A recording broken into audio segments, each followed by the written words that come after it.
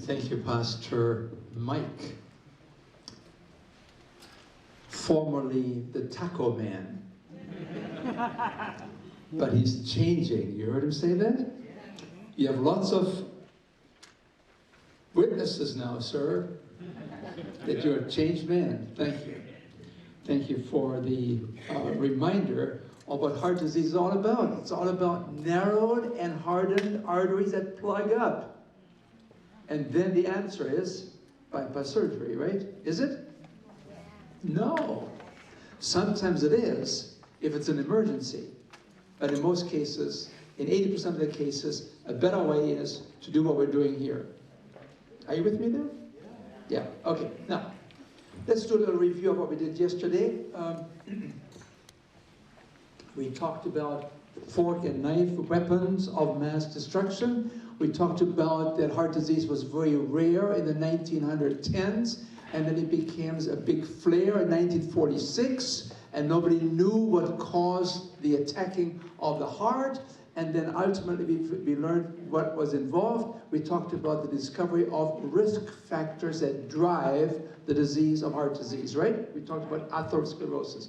And today, we have about 3,000 heart attacks a day in this country.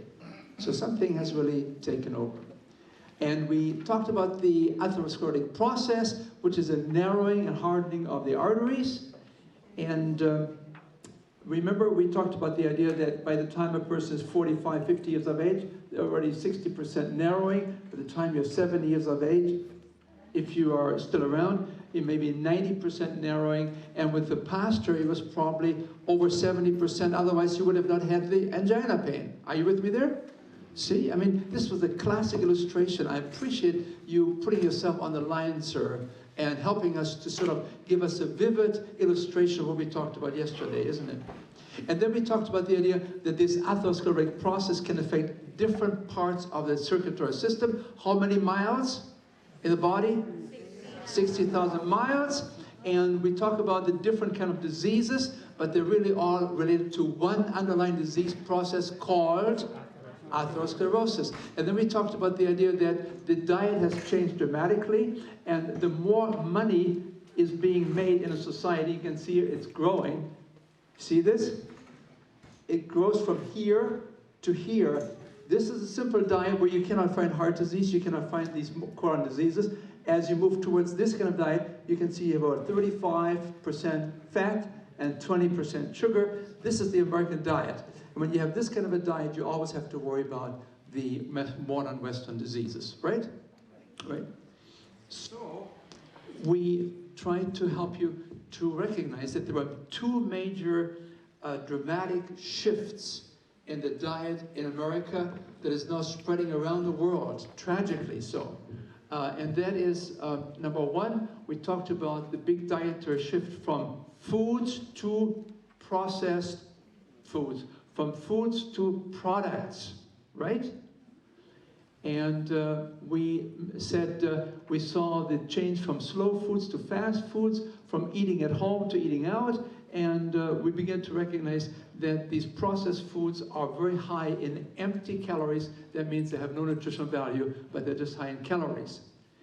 And then we talked also about the increase in animal products. These are the two big changes in the diet that we have seen in America and around the world now. And we mentioned to you that almost 50% of what we eat in America today has no nutritional value. Right? And we mentioned Dr. Willett, who talked about the idea that we have gone from nutritional density to caloric density. We used to have a diet that was rich in nutritional value, and now it's becoming rich in caloric value. And that's a bad change. We also then shifted to the second shift in the dietary habits in America, and we talked about the change in the consumption of animal products. And you see here, we went from 100+ pounds to almost 200 pounds. Big time. And why are we concerned about animal products? Anybody help me? If you can read the screen, you can give me the answer. What's the number one? It's concentrated calories. Animal products are high in calories, they're high in fat. We talked about that some of the animal products that we thought we are eating for consuming more protein, they're actually 60, 70, 80% fat. Remember we talked about that? We talked about the hot dogs. 85% of the calories in a hot dog is fat, yeah. And then the number 2 point that we made and that we're concerned about is that animal products are the main source of saturated fat. And why are saturated fat dangerous? Why? What do they do? No, they don't break the arteries. No, what do they do? They cause, no, what do they do? They cause cholesterol. They cause the liver to develop and produce cholesterol. That's a very big issue. Saturated fat drives the liver to make excessive amounts of cholesterol, which then adds to the cholesterol that we eat. And that gives you the high cholesterol in the bloodstream. So now, coming back to number 2, the mainstream of saturated fat is in animal products. What's the number 1 source of food that in the American diet that is carrying the most saturated fat? Cheese. Cheese, right. Cheese, okay? Cheese carries most of the saturated fat in our diet because we eat so much of it.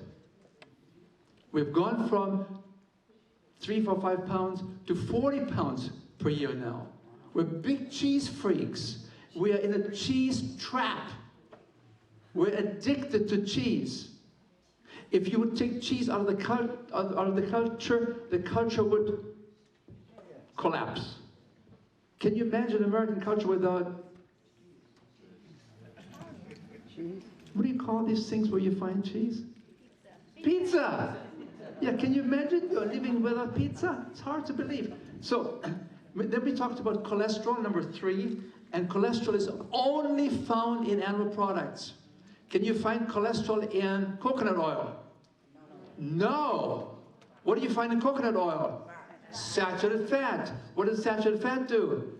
Cause the liver to produce the cholesterol.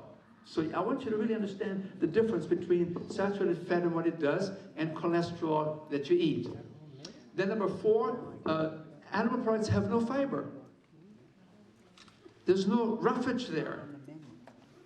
Okay? And fiber is becoming very, very important. The American diet only contains about 10 grams of fiber. We should have more like 40 or 50 grams. When you go to China, they used to have 60, 70 grams of fiber. And you know, when you have that much fiber, you don't sit on the toilet very long there. You just go in and you're out, you're done. In America, I mean, we're sitting there and straining and Lord, let it come out soon. I went to a nursing home and the lady had a big calendar there and she had some red marks on there. And I said, what are these red marks about? And she said, oh, that's when I had my bowel movement. I mean, it's that important when you get older and on a low fiber diet, you just sit there and you strain and you, yeah. You have enough fiber and you drink enough water, you don't have to worry about this. You don't have to worry about medications and pills and so on for these kind of things. You go in, you're out, you're done. Yeah, that's what it's supposed to be. Once a day. This lady said to me, oh, I had 2 bowel movements last week. It was really good. I felt so good. It should be every day. Get in, get out, it's done. Okay. So fiber is lacking in animal products, and that's why we don't recommend it in animal products. We don't recommend animal products, and also we do not recommend processed foods because they're also very low in fiber. Okay. And then number 5, it reduces nutrient-dense foods. When you eat a lot of animal products, you don't eat the good foods. They're crowding out the good foods on your plate. When you have a big steak there, you have no room for the fruits and the vegetables and you know, the potatoes and the rice and so on. And so this is where the nutrients are. So you actually diminish the potential intake of adequate nutrition. And number 6, processed red meats cause cancer. Do you recall this? Do you remember the WHO, the World Health Organization, said that processed meat is cancer causing, right? And when they talk about meat in general, they talk about, this is processed red meat. When they talk about red meat in general, they say, well, it's probably a human carcinogen, right? So be careful. And then we talked about the idea that the American diet is representing here in that 63% of all the calories come from refined, processed foods. That's the American diet today. Engineered foods. We don't eat foods anymore that comes in nature. We're no longer eating food that comes out of the magical hand of a master designer. No. We take the potatoes, we turn them into potato chips. We don't drink water anymore, we turn it into soda pop. That's what we do. And so then you see here, 25% of the calories that we eat in America today comes from dairy and animal foods, and only 6%, the green slice, only 6% of all the calories we eat comes from foods as grown. Food as they come produced by nature. Are we clear on this one? Yes. So we have moved towards a totally different diet over time because of the income that we are generating in this country. So we can afford the transformation from food to products. And we can feed food to animals that we should be eating, and then we eat the animal with all the cholesterol and the lack of fiber and all the saturated fat and so on. Then we talk about that there are driving forces of atherosclerosis, and we talk about risk factors, and we identified that most of these risk factors that drive this disease are under the control of our lips, right? We talked about cholesterol, #1 factor, and then blood pressure and smoking, all lips related, right? And then we talked about diabetes, lips, obesity, lips, triglyceride, lips, and then you have some others that are not related to the lips directly. That's inactivity, we don't exercise anymore, and stress, and we talked about genetics briefly, and we said genetics is not a big factor in these chronic diseases. Genetics plays a very minor role. Perhaps 2 to 3% of all the genetic diseases are in large extent related to genetic factors. And then when he said, well, but it runs in my family. It must be related to the genes. My father had diabetics, my father had heart disease, my mother had obesity. It must be related to genes. Folks, and what did we say yesterday? It's not just the genes that we transfer from generation to generations, but we also transfer the diet. Do you see?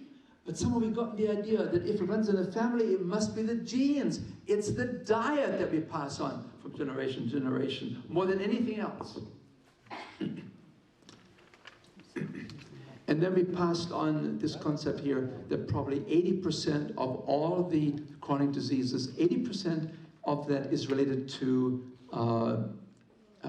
it's preventable if we would make some lifestyle changes.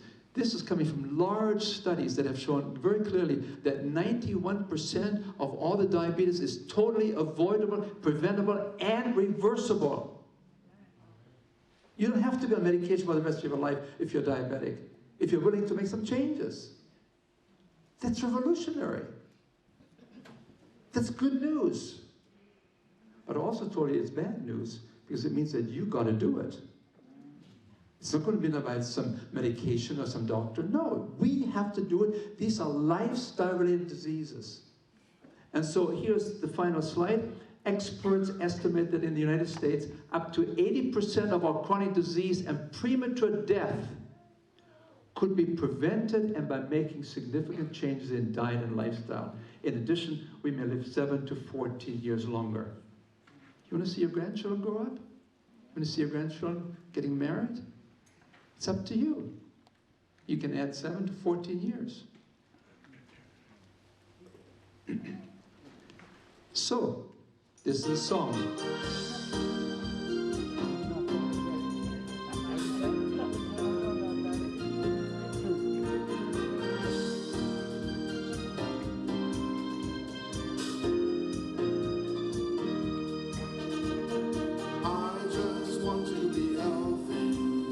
My heart and my mind, it's my goal.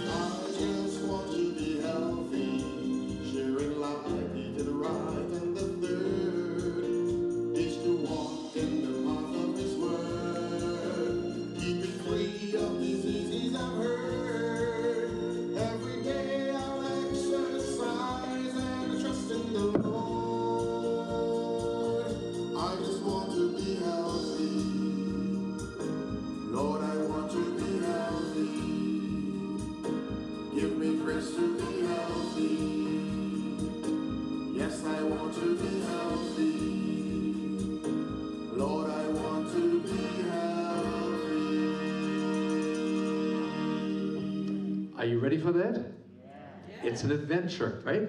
So today, we heard it before.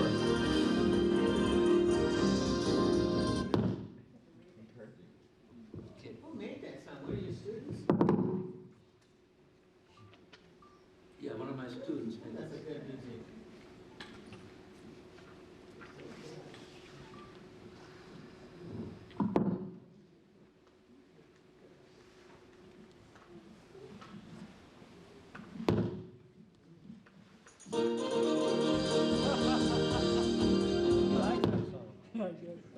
Can get rid of it. Just click the next slide. Yeah, that one. Do you have to double click it? Yeah. Oh, there we go. Okay. So we talked about that many of these chronic diseases are largely preventable, avoidable, and are they possibly reversible? That's what we talk about today. Can we really reverse these diseases? Let's take a look. So we want to talk today about fork and knife as instruments, not as weapons of mass destruction, but as instruments of hope, health, and healing. How do you use your fork and knife?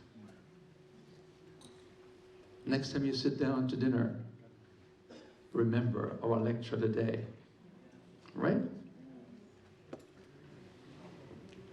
Now, this gentleman was trained to be an outstanding physician in England, very prominent man, and he had a special experience with God, and because of that, he decided that he was going to become a Christian missionary to Africa.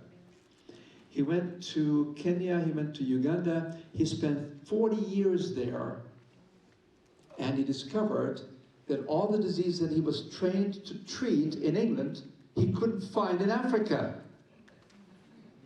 And that goes back to the studies that we talked to you about yesterday, about Dr. Ansel Keys. They couldn't find the disease in Italy, in Japan, remember? And now this physician adds to the evidence by being 40 years there, and he said, Hans, I couldn't find these, I couldn't do gallbladder disease, I couldn't do surgery of appendicitis, it wasn't there. And he said, how did you keep your scalpel and your skills intact? Oh, he said, I would go to the European hospital wing in these African countries, and there were lots of people that had these Western diseases, and he wrote a big book called Western Diseases. Western disease, because he couldn't find them in Africa. His name, Dr. Dennis Burkett. In 1992, I had the good fortune of being there, invited when he gave his acceptance speech after receiving the equivalent of the American kind of a Nobel Prize. And he addressed 600 physicians.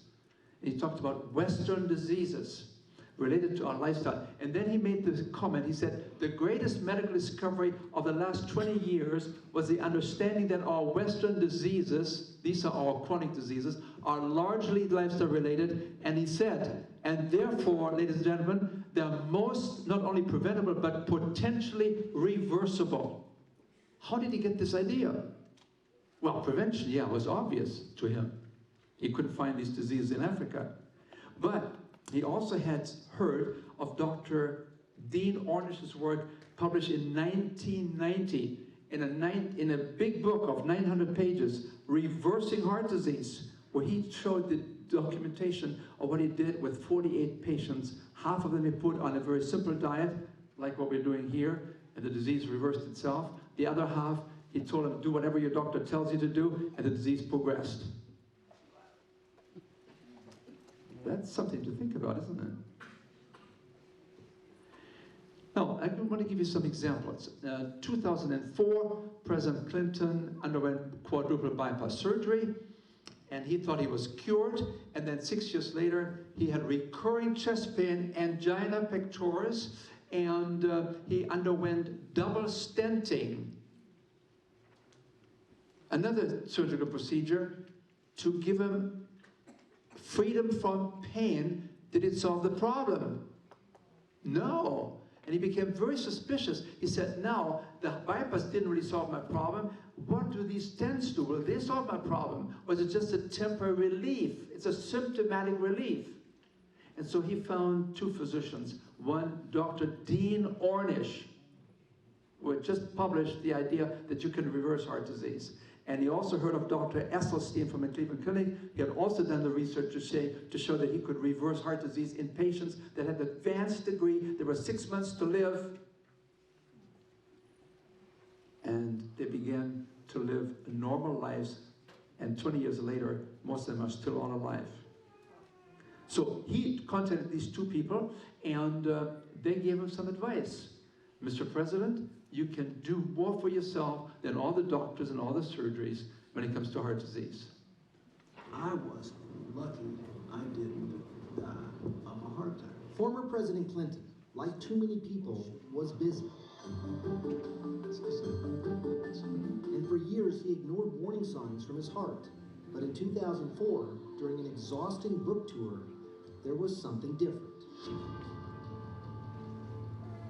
I had a real tightness in my chest when I was getting off the airplane, and it was the only time I'd had it unrelated to exercise. We're here outside New York Presbyterian Hospital. In just a couple of hours, President Bill Clinton, former president, is scheduled to undergo surgery. So I immediately went down to our local hospital, and they did a test. They said, you got real problems. They hustled me down to Columbia Presbyterian, and they confirmed the determination that I had serious blockage and needed the surgeries. The doctors immediately knew options were limited. The 58-year-old Clinton needed to have his chest opened, his heart stopped, and surgery performed. There's no medical treatment for reversing the obstructions that have already formed in his blood vessels. I got Hillary and Chelsea there, and all I remember is it was happening fast. And everybody who cared about me was scared, and I felt rather serene. I thought, gosh, we dodged a bullet. I didn't have a heart attack. On Labor Day in 2004, Mr. Clinton had 4 blood vessels bypassed. Starting this morning around 8 o'clock, he had a relatively routine quadruple bypass operation. We left the operating room around noon, and he is recovering normally at this point. So I think right now everything looks straightforward.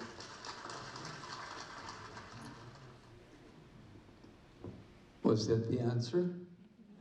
Did they give him the cure? Not yet. Or was it just temporary relief of symptoms and anxiety? He called it routine. Please take a look. Yeah, remember what the physician said? We have no medical cure for heart disease. Did you hear him say that? Yes. Okay. Just in case you thought I must perhaps invent some phraseology. No. Please, this was in Newsweek. What do you see there? What do you see there? See a lot of knives, surgical knives, right? Scalpels. And they're pointing to the center of the chest. And then the article said, one word that will save your life. What do you think that one word was to save your life? It's a 2-letter word. What is it? YouTurn. What is it? What will save your life? YouTurn. No. No! Don't you get it? Oh, no, don't do it, yeah. That's what it says. One word that will save your life, no! And I thought to myself, why are they so negative about this surgical intervention from the Cleveland Clinic, which have saved so many lives? Why? And so I began to take a closer look at it, because the article talked about this very carefully. They said, do you realize that in this country we do about 400,000 bypass surgeries at about $175,000 each time? $175,000 for bypass? And then the article said, however, within 12 to 18 months, 38 to 46% of these grafted vessels they're taken from the leg are no longer functioning because they're clogging up again. Are you with me? You have not solved the underlying problem. Atherosclerosis has not been taken care of. You've just bypassed this by taking some clean veins from your leg to stitch in where you used to have these clogged arteries. And now you thought, well, I'm okay. I mean, I spent $175,000, it should be all right, and I have these famous doctors and a great medical center, I should be okay, right? Please note, in less than 18 months, that's less than 2 years, 40% of these vessels are no longer functioning because they have occluded again, because nobody told the person, you got to make some changes, or if they told him, they didn't do it. Like the pastor, remember? He said, I continued sinning. It was pretty powerful, wasn't it? I really appreciated this self-disclosure. I'm sure it took some courage to say that. It's a powerful lesson for all of us. I have a friend here in Loma Linda who came to me some 35 years ago, and he said, Hans, I have heart disease. I just had a bypass. Will this last? I said, well, don't know. It will last if you do the following things. He said, okay. He got himself a treadmill every day, 1 hour on the treadmill. Every day. He was a very successful businessman, multimillionaire, and he really wanted to do something valuable for the community, for society. He said, I want to pay back what God has done to me. Right? All the good things. And he did. And he moved towards a very, very simple diet. Foods as grown. Even though he was a dietitian, he should have known, but dietitians don't necessarily know these kind of things. And so he made all these changes, and he moved towards a very simple diet. Foods as grown. What we're teaching you here. The man is still alive. He's 97 years of age now. And one of his special friends is right here because the man said, go to this program because they gave me an extra 35 years. So these bypasses can last if you are serious about making lifestyle changes. Here's the best and most even-handed estimates with regard to bypass surgery, and that is that only about 10% of these heart attack patients have their life extended after bypass surgery. 90% of these people, they have their bypass done, they don't live any longer. They may have less disease for a while, but then it comes back. Then you look at these stents, the angioplasties, and again, we do about 1 million a year in this country, and each one is about $35,000. And yet they come back. 6 months later, half of them are no longer functioning. It's okay, we can do a second one. I had one person that had 15 consecutive stents, each time $30,000. Going into the heart, into the coronary arteries, opening them up, and nobody telling the people, you've got to stop smoking, you've got to get some exercise going, you've got to do something very serious about eating foods as they come in nature.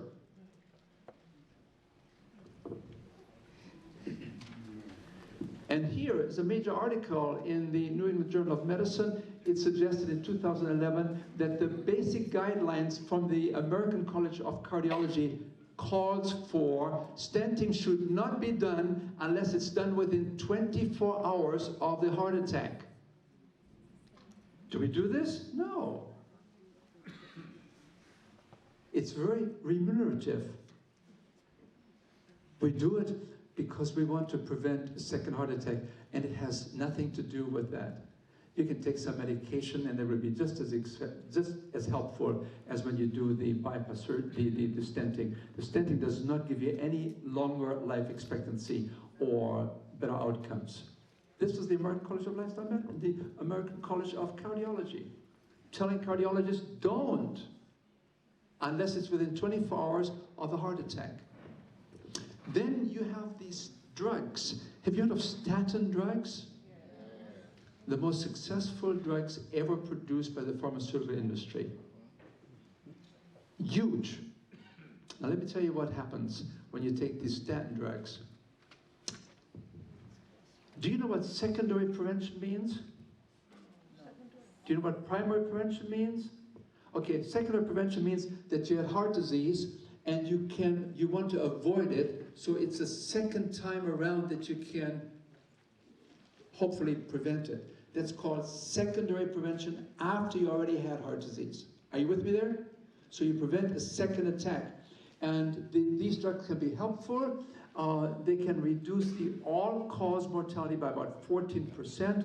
So there's a place for these drugs that lowers the cholesterol by about 20–30% within a few weeks.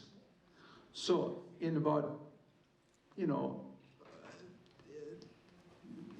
large studies where they have studied over 60,000 participants that had heart disease, they followed them for the next many, many years, and they found that they can actually reduce the mortality and the reoccurrence of the disease process by a certain percentage. They're helpful. Statin drugs are helpful for secondary prevention. What about primary prevention? These drugs are used by physicians largely for primary prevention. Do they work for primary prevention? Here it is. Here's the article in the Archives of Internal Medicine. This is a big medical journal. There is no evidence that prescribing cholesterol-lowering drugs like statin drugs to patients that are at risk for heart disease, they have not had heart disease yet, that it will reduce their chances of premature death in the short term over the next 4 years. You take these drugs, and then they had, the article was accompanied by an editorial by the editor, the editor of the medical journal, the Journal of the American Medical Association, and she said, "We have underestimated the risks of statin drugs, approaching 20% of patients at risk for muscle aches. You can no longer walk because of severe pain, and at risk for diabetes. Statin drugs apparently may increase the risk for diabetes and for memory loss." Hello? You didn't know about this, did you? Remember I said to you that there's not one drug that I know of that doesn't have any side effects. And statin drugs are no exception. What are the side effects? Potential major muscle aches, and the physician will take you immediately off these medications if that happens. And furthermore, it may also have a relationship to increasing likelihood of diabetes and memory loss. And so this medical editor of this medical journal asked the question, so what's the benefit-risk ratio? So I get some benefit, I can lower the cholesterol, but what is the risk? Well, I have some problems, some side effects, right? And then she said, listen, it's just taking 100 men who have not had a heart attack yet. Are you with me? This is primary prevention. We want to reduce the likelihood of heart attack. So we're going to give these patients statin drugs, right? 100 patients, we give them the statin drugs. We give it to them for 5 years at a cost of hundreds and thousands of dollars, $200,000 for these drugs. It's a great business. So you give 100 patients who have not had a heart attack before, you give them these drugs to lower their cholesterol in hopes that you can avoid the heart attack. And how many heart attacks do you actually avoid with this big price tag and using these drugs with all the side effects? Please note, the answer is you may prevent 1 to 2 heart attacks in these 100 men. You spend a lot of money. And we can do that very easily in just a few weeks by making some lifestyle changes. And you have much more than, you can avert much more than 1 or 2 heart attacks. You can have a really very successful outcome by making lifestyle changes. That's the answer, not the medication. Drugs, statin drugs, do not help you to avoid a heart attack, even if you take them regularly for 5 years. News, isn't it? Shocking news. Yes. With this information, I think you should be presenting this program. Okay. With this information that you're giving us, I think you should be presenting this type of programs to the medical community, because they're the ones who give you the drugs, they're the ones who have you there. I'm teaching in the medical school, but I cannot teach this. It would be not very wise for me. I may not have any assignment there any longer if I talk about these kind of things. It's a very touchy issue because it's part of the medical culture and it's difficult to change. You have to do it one at a time. Like we have some physicians here, and maybe they can take the concept and begin to try it in their own community of patients, and gradually it becomes more and more acceptable. It's a tough thing. You see, this is what we do in medicine today. When it comes to chronic diseases, there's a pill for every ill. We go to see the doctor will make a diagnosis, and we're doing very, very well. We got outstanding, making good diagnosis today. And then we have the diagnosis, and then so you have the ill, and then you take the pill, and then pay the bill. Ill, pill, bill. That's medicine, and it takes 10 minutes. Next patient, please. There's no time to telling you, you've got to make some lifestyle changes. And the doctors don't even know these kind of things because we don't teach those things in medical school.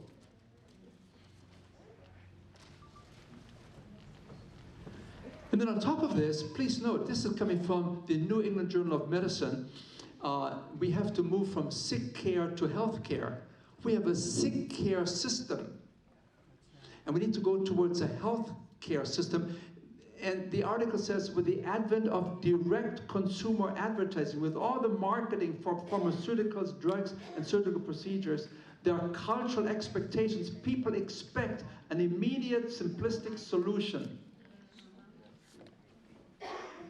And this is then fully exploited to generate the demand for therapies that are often marginally indicated and potentially unsafe. But you see, it's in the culture. We see it on television every night. And we have this idea, I just have to get the best doctor, and I have to get him to prescribe what I saw on television, and that will take care of me. It does not. At least not in every case.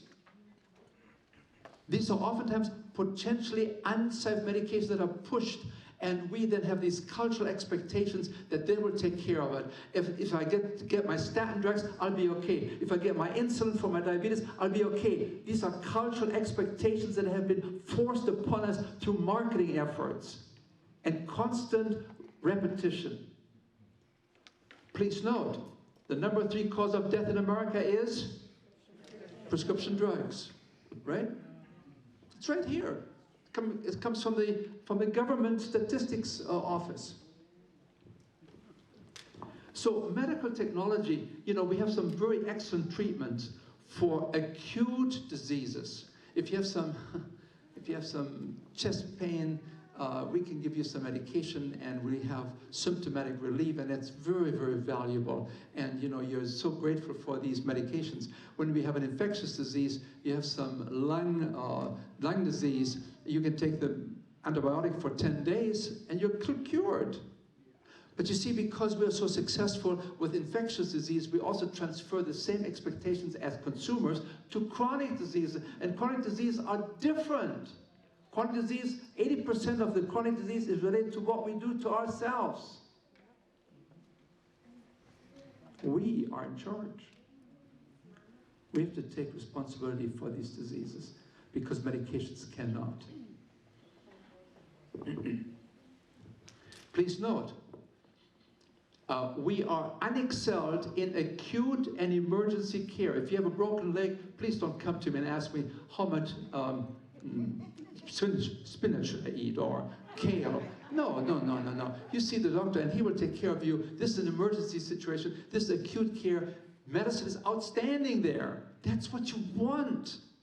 But when it comes to chronic disease, please note, when it comes to chronic diseases, the cures are rare and elusive.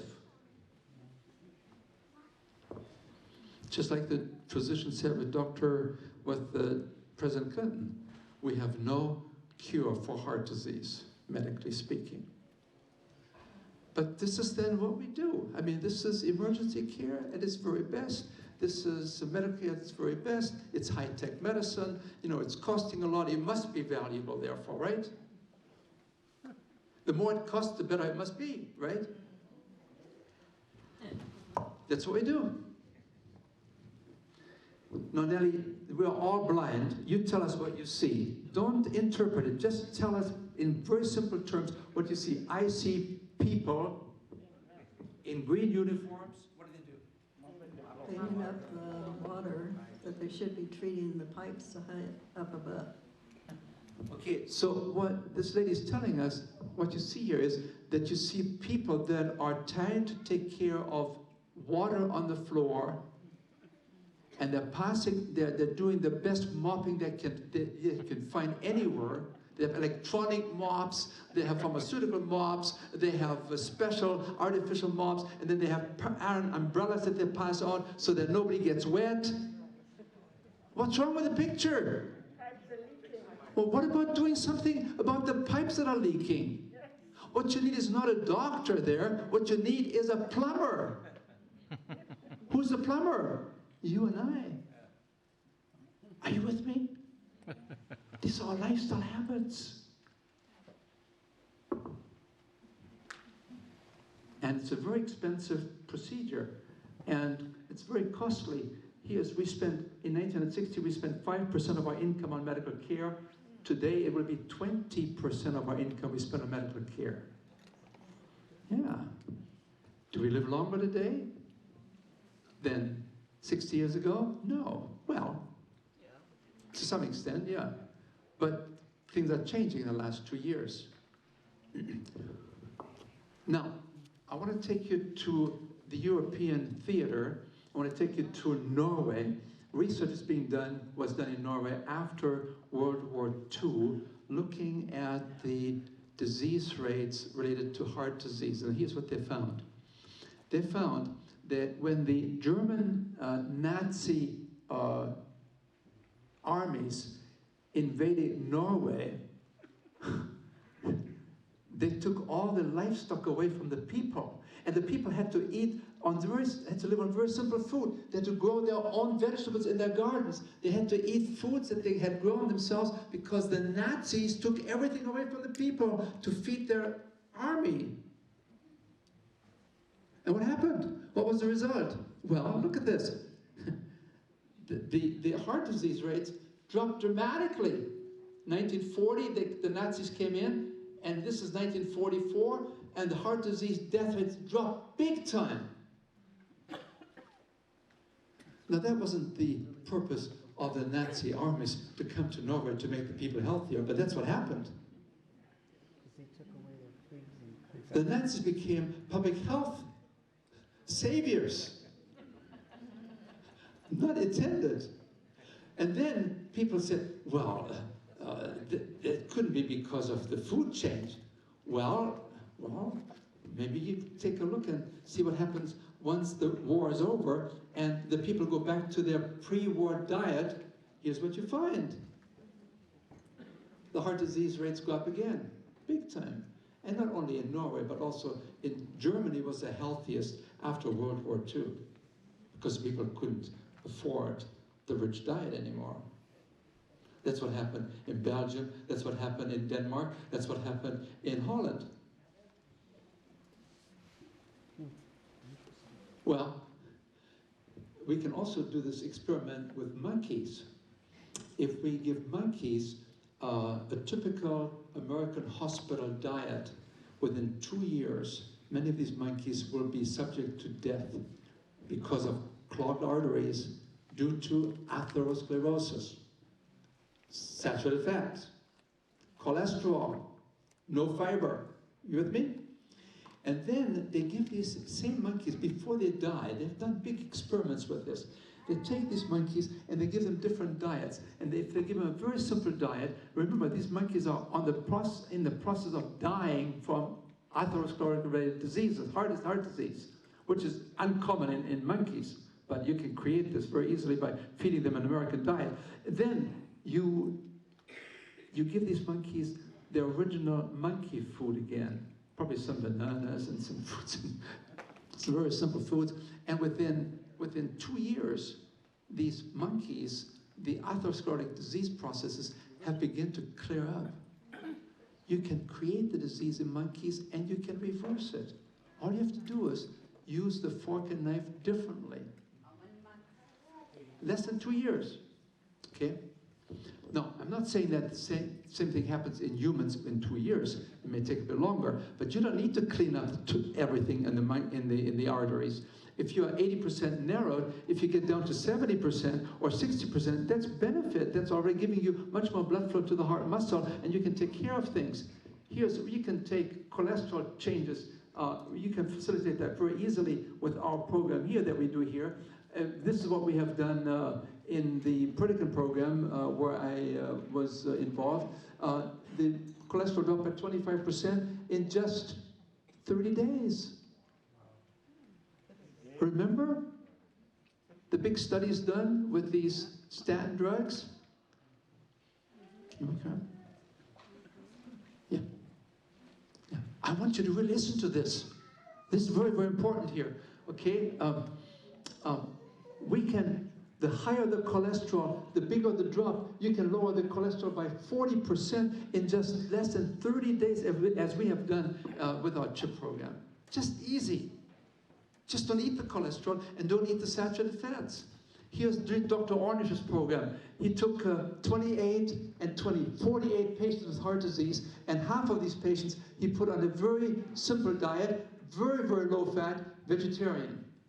Is that what we teach here? Well, we don't call it vegetarian, we call it plant-based, right? So he took these people, put them also on a stress management program, told them to exercise, no more smoking, and this is what he did with the other half of the patients with heart disease. He said, just follow your doctor's orders. So they recommend the American Heart Association diet, which is 30% fat, and you can still have your cholesterol, you can have your meat, you just shift from red meat to white meat. Now if you eat chicken, then you're fine. No, you're not. That's a saturated fat there too. And that's where the cholesterol is too. And there's no fiber there too. We've got this idea that, and especially when you recognize how chickens are nowadays raised. And here's what they found. Over the next 1 year, in 1 year, following these patients on a very simple diet with exercise and stress management, 82% of these heart disease patients had a regression of their coronary artery disease. That means the artery began to open up again, regressing, opening up, reversing itself, healing itself. In 1 year, they could document this scientifically speaking. On the other hand, the control group that followed the American Heart Association diet, following their doctor's advice, 53% of the patients had a progression of coronary artery disease. The arteries became even more narrowed down. Are you with me? Are you listening? I mean, this is revolutionary stuff. There's Dr. Ornish, personal friend of my wife and myself, and the article, this is all covered in Newsweek and JAMA, in the American Journal of Cardiology, and Ornish has scientifically proven that people can open their blocked arteries without drugs or surgery. He guides them through a rigorous lifestyle program. Folks, this program is not for mamby-pambies. When you come to this program here, don't say, well, I'll make a few little changes. I used to have 5 omelets a week. I'm going to settle down for 2. That's not going to be the answer. Don't. It talks about a rigorous program. It talks about breaking the cultural imperative of eating and living it up, and the doctors will take care of you. No, you need to take care of yourself. You have to move towards foods as grown. Are you with me there? Yeah. And get into an exercise program. And develop some friendships with people that are really interested in health, that are supporting you. Here's Dr. Asselstein from the famous Cleveland Clinic. He is a physician that President Clinton contacted according to the reports. And, you know, Dr. Asselstein told me, he said, Hans, I was very honored to help the president to make the changes. We recommend not 1 drop of oil in the diet. Wow. Plant-based all the way. no engineered foods, no traditional taste sensations. You make the dietary change, and within 2 to 3 weeks, your taste buds will change. Remember what the pastor said? Right? After 10 days in the hospital, without all the salt and so on that he was used to, he said, the food, the tacos that I loved, didn't taste good anymore. They were awful. Your taste begins to change. You don't have to think about, I have to live like a monk. Yeah, you have to have a discipline.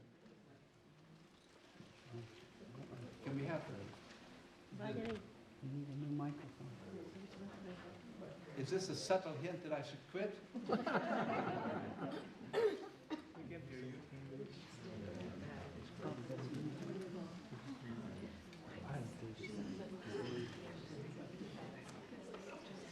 Okay, can you hear me okay? Dr. Aston said what you need to do is follow a plant-based, very low-fat, whole food diet. Sounds familiar, doesn't it? Mm-hmm. These are the icons in the newly emerging medical field of lifestyle medicine, where we recommend education, we recommend motivation of patients, we recommend inspiring people to do what the culture tells you you don't have to do. Just rely on your doctors, they will take care of you. Well, not with chronic diseases. Okay, thank you very much. Thank you. Here's. Oh, no. Still not. So here you see the scientific documentation. This is a coronary artery here. It's like a big X-ray. It's a very sophisticated procedure that takes care of identifying the shape of the arteries. You see the portion here of the artery? It's very much narrowed down because it's filled with atherosclerotic plaques, okay? And so there's not very much blood flowing to the heart muscle here. This is where the heart is. This is what the pastor talked about when he talked about the widowmaker. If this is clogged up here, this is the end, because the blood can no longer reach the heart and it begins to starve for oxygen, it's going dead. This is what you have 2.5 years later, the same artery following a very simple diet of what we recommend here, plus exercise and a good support program and no smoking. And just be a nice person. Yes? Dr. Diehl, when I follow Dr. Esselstyn, can you talk about what he says about balsamic vinegar and nitric oxide increasing the health of the body? We'll talk about that when we have our open session, because my wife is waiting for getting the mic here any minute now. So I need to be living with her tonight. So. Okay, here's Dr. Esselstyn. He followed 198 heart disease patients that he promised that he put on this program, and the recurrent event rate to have recurring heart disease was less than 1% over the next 12 years. Oh, this is a 4-year follow-up study. In 4 years, only less than 1% of the patients had a recurring heart disease issue, while the few people that did not follow the program, they had an event rate that was 62%. That means half of all the patients had recurring heart disease, heart attacks, and so on. So the difference is between 1% and 62%, which means you have 100 times higher likelihood of having a recurring heart disease problem if you don't follow the advice that was given to you. There it is. He said heart disease, heart bypass surgery, it's okay if you have an emergency situation, but in general, he said probably 80% of the patients with heart disease would, if they follow a low-fat, whole food, plant-based diet, get an exercise program, and just become motivated to live a healthier life, they wouldn't have to worry about the bypass surgery. how did you lose so much weight? What kind of diet are you on? Well, the short answer is, I went on essentially a plant-based diet. I live on beans, legumes, vegetables, fruit, no dairy, and it changed my whole metabolism, and I lost 24 pounds, and I got back to basically what I weighed in high school. But I did it for a different reason. I mean, I wanted to lose a little weight, but I didn't dream this would happen. I did it because after I had this stent put in, I realized that even though it happens quite often that after you have bypasses, you lose the veins because they're thinner and weaker than arteries. The truth is that it clogged up, which means that the cholesterol was still causing buildup in my vein that was part of my bypass. And thank God I could take the stents. I don't want it to happen again. So I did all this research, and I saw that 82% of the people since 1986 who have gone on a plant-based, no dairy, no meat of any kind, no chicken, turkey. If you can do it, 82% of the people who've done that have begun to heal themselves. Their arterial blockage cleans up. The calcium depositor in their heart breaks up. This movement has been led by a doctor named Caldwell Esselstyn at the Cleveland Clinic, Dean Ornish, you know, out in California. The doctors Campbell, father and son, who wrote the China study, and a handful of others. But we now have 25 years of evidence.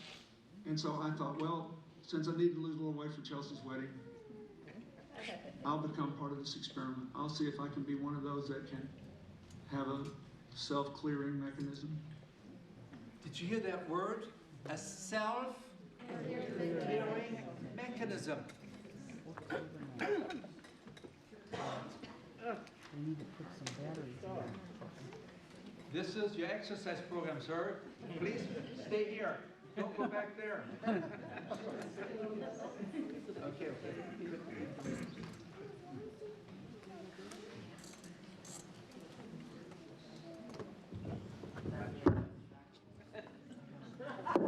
Will this last? Okay. So, here you see Forks Over Knives. That's a great film. It's the best documentary for 5 solid years coming out of Hollywood that is teaching people a simple diet, and they featured as the big 2 stars, Dr. Esselstyn and Dr. Dean Ornish. Right? This is the president now. This is a new lifestyle that he has. When he invites friends to his home, to his office, this is what he serves them. Foods as grown. All right, so can you cure heart disease just with food? The question might seem strange, but our Dr. Sanjay Gupta has living proof of it. It is part of his fantastic special report called The Last Heart Attack, which you can see this weekend on CNN. Sanjay joins us live from Atlanta now. Sanjay, you spent the last year looking into heart attack and heart disease for your special. You have a history of it in your family, and you've really studied how people can get away from that and get out from under that. What if you don't want to use medicine, statins, to reduce your risk of heart attack? Can you really use food as medicine? Well, you know, it's interesting how, yeah, Hippocrates has talked about this for more than 1,000 years, and I walked into this with an open mind. The answer is definitely yes, you can. And we did find living proof of this. Sharon Kintz is a woman that we profiled, 66 years old, had a heart attack, was told by her doctor she needed to have heart surgery, and she said no. And she basically adopted this plant-based diet. You can see there, she's been very strict about it. You know, whole grains, lots of vegetables, been doing it for over a year. And it's quite remarkable, not only in how much she has not had any symptoms of heart problems, but also in terms of her energy levels. And this is something that I really focused on with her. She could barely walk before all of this. And literally now, a year later on this plant-based diet, she's able to jump rope. I mean, take a look at that, Allie. She couldn't do that before. And I'm not saying that obviously being on a plant-based diet taught her how to jump rope. And people always question, do you have enough energy still on one of these diets? Right. And we profiled her just to demonstrate. All right, so it's a pretty serious diet. It's a pretty extreme way to go. Is there science that proves it's working, other than the fact that she can jump rope and she's fit?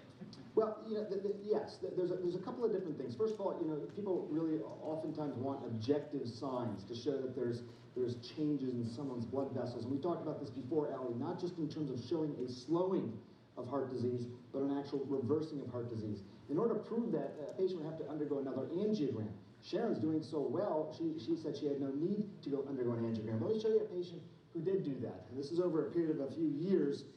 Take a look over here, and I don't know if you can appreciate this where the arrow is. This is a coronary blood vessel, and this is what one of those narrowings looks like. This is what a heart attack waiting to happen looks like. This is someone who decided not to undergo surgery, which was recommended, instead using food as medicine. And take a look now over here, same spot, and that coronary blood vessel is essentially, it's opened up. It's about the same normal caliber as the rest of the blood vessel. That is sort of what we're talking about here, Ali, in terms of providing some sort of objective evidence. Remarkably, despite the fact that, again, Hippocrates has talked about this for over 1,000 years, this is still a relatively nascent science. I think more studies are going to be done to see more images like that.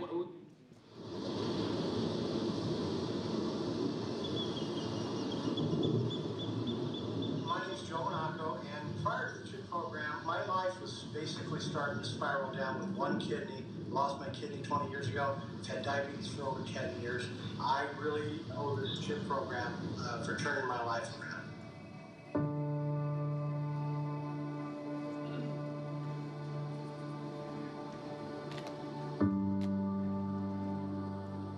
Around the world, there is a pandemic issue. Lifestyle diseases are taking over. When we look at the disease burden in the United States and more around the world, what we see is that it's chronic disease. It's these non-communicable diseases that stay with people for weeks, months, years, even decades.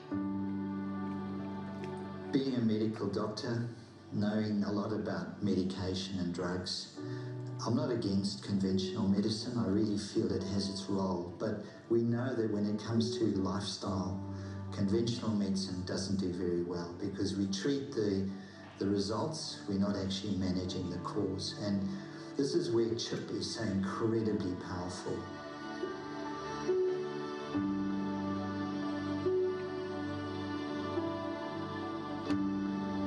My husband joined the group, which surprised me because he's been a butcher all his life. He actually lost 10 kilos in the first 4 weeks. What a joy to see someone respond in a way that our medication can't fix. CHIP can be the connection for people that don't believe that they can do better to become whole person health warriors. And I think that's what CHIP is all about. These are things that I want for my patients, and to be able to do that with this natural, holistic approach rather than prescribing a pill, to me, it's the best thing in the world. The transformation of lives that I witness, this is priceless. There's nothing that could buy that. I think we've realized when we look at health and wellness that there's the mental aspect and the spiritual aspect. And if you don't address those issues, often people don't really get as well or improve as much as they should. And that's been the joy of running the CHIP program, that is so balanced the way CHIP is presented. My world is better.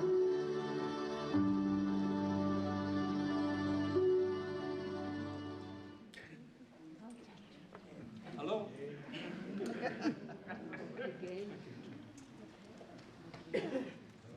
You saw this gentleman physician from Australia.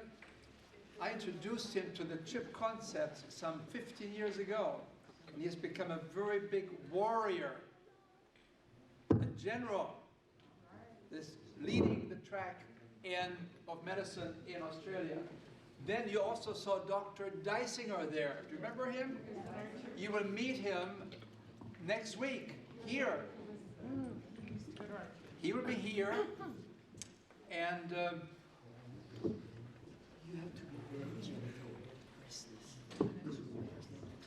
I see. I just learned how not to press the wrong button. Thank you. Listen to the ladies, gentlemen. Okay. So what are the recommendations then? This is a new cow that we recommend. It's not. It's not the button. No. It's It's not. Is there another mic that we can use? You both are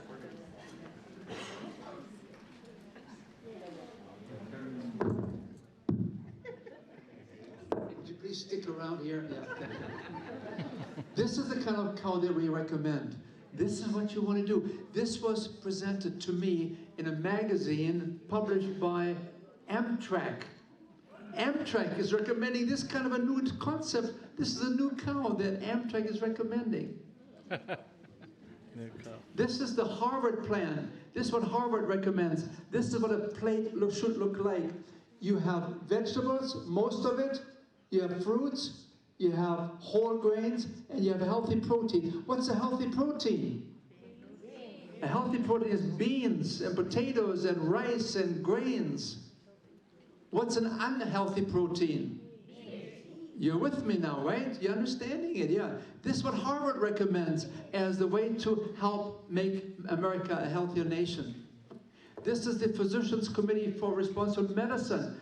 They have 60,000 members, and they recommend this is the kind of plate that we should promote. Fruits and legumes, these are beans, whole grains, and vegetables. Does that sound like what we're talking to you about here? Yeah.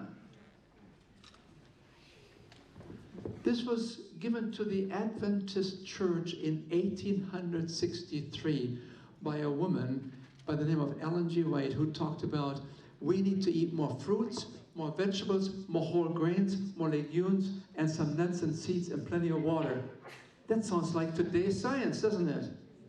This is 120 years later, right? Yeah, you don't have to write it down. We'll give it to you. It's all in your books. Okay, yeah, you need to really read the little book that we gave you. What's the little book titled? Didn't you get a book? YouTurn? Have you read it? Okay, please read it. Yeah, that's right. Because then you're prepared for the lecture, and I can go a little bit faster. Okay? And make more room for my wife. See? This is the kind of diet that we recommend. Does that look attractive? Yeah. Yeah, it's very colorful. The more color, your more nutritional value. They always tell you, eat like a rainbow. Colors. And this is then the diet that we recommend. This is the American diet. This is the Western diet, where you have a lot of fats, 80 to 120 grams. We recommend less than 40, 45. Cholesterol, 400 milligrams. That's on the test, remember? And we recommend less than 50, which means we leave the door open for a little bit of animal products. We're not that fanatical, but the less cholesterol you eat, the better you're off. Sugars, the American diet is 35 teaspoons a day per person. We like to recommend less than 10. You see, we're nice people. We don't tell you no more sugar. No, you would have some of the chocolate. Yeah, but make it an occasional special treat, okay? Don't believe the people that say dark chocolate is going to help you. Be careful. There's a lot of saturated fat in that chocolate. Salt. Cut back your salt at least to less than half. Eat more fiber from 10 to 40 grams. Remember we talked about that earlier? And when it comes to water, really float a battleship. Okay.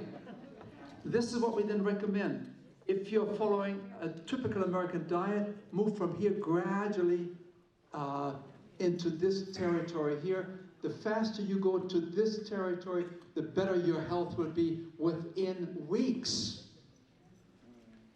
We've underestimated the power of the therapeutic power of a simple diet. Here's Dr. Blum. She wrote an excellent book some 3, 4, 5 years ago, The Primacy of Diet. And are you worried about chronic disease? Are you? Change the diet, change the food you eat is the single most powerful lifestyle change you can make to restore your health. You want to read that again?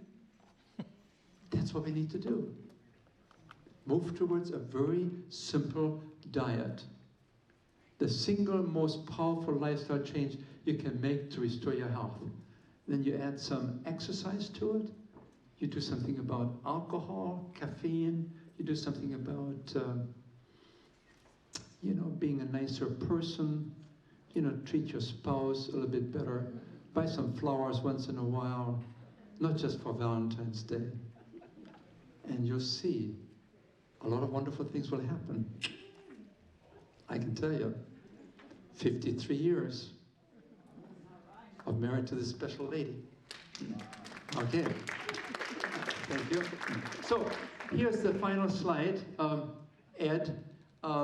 Fork and knife can either be weapons of mass destruction or they can become instruments of health, hope, and healing. Food can either be the slowest form of poison or food can become the safest and most powerful form of medicine. Dr. Furman wrote the book on fast food genocide. He talks about a slow poisoning with fast food. So we have a choice.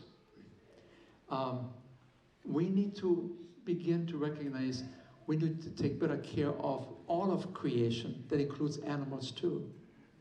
To think that we are killing 1 million animals every hour in this country to feed our stomachs and fill them with cholesterol and saturated fat, low calorie, no, high calories food.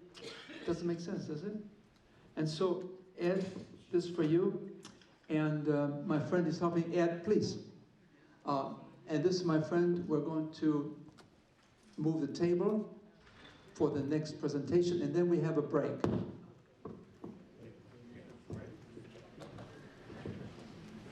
Let's give a big hand for Dr. Diehl. Okay. I have known Dr. Diehl for 59 years. I calculate that I try to see how long have I known her. And then she is an accomplished musician. I remember that she's internationally known since she was very young. She had a lot of awards for her music. And she is few weeks ago she performed at our church, and her fingers were just as strong as ever. It is a pleasure for me to have her here with us. And a few years ago, they celebrated their 50th anniversary. So he said that they're already 53 years. And the success of Dr. Diehl actually is a lot influenced by Dr. Diehl. And I have been invited to their house, and she could really make a meal in 15-20 minutes, and delicious, healthy, and satisfying. And you know, there are a lot of things we have to learn from her. And today, the cooking session is going to be by Dr. Diehl, Dr. Diehl, and then her title is Love Begins in the Kitchen. Let's give her a big hand.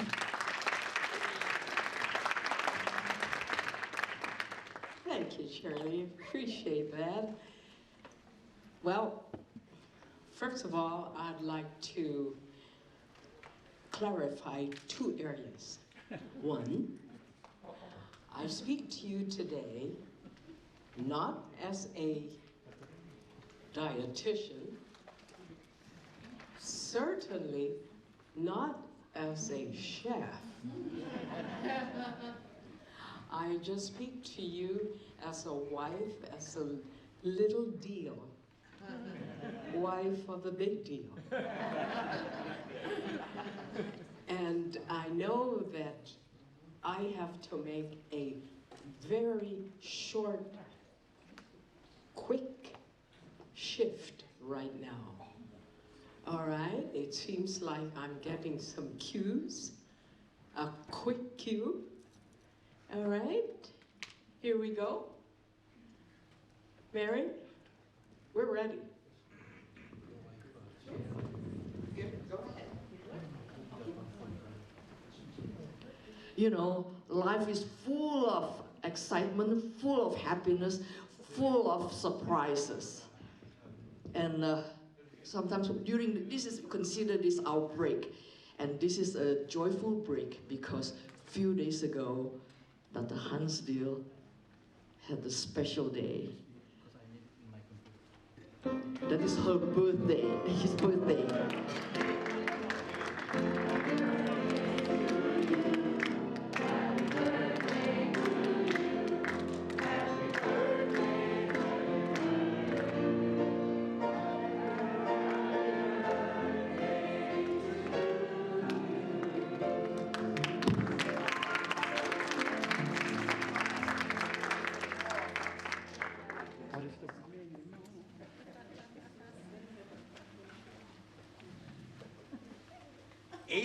Years. Oh, I'm a good liar. Are there mangoes in there?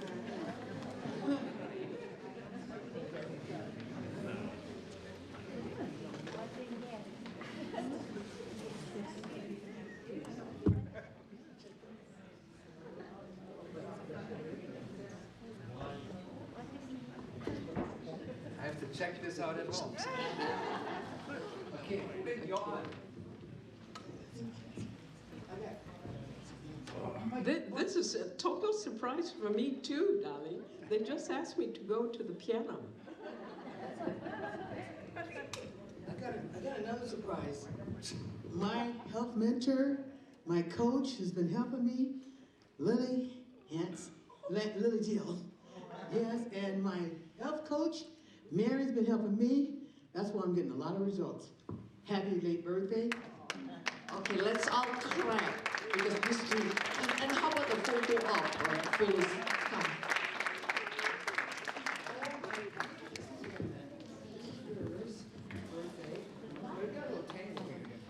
You know, I lost a lot of weight, so I got a little tangled here. And this is yours with fork and knife.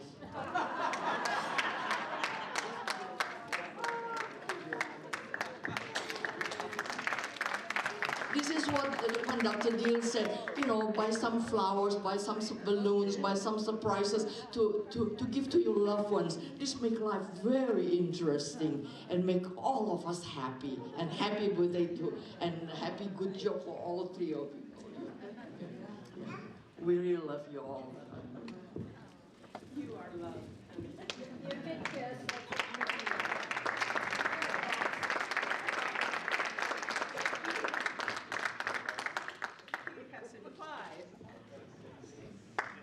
He has implied that we have been married for 53 years. So you must be doing your math. You're looking at a couple that are 77 and 76 years old, young. And thanks to the lifestyle, indeed, it does make a world of difference. So I'm going to go right into my talk. All right.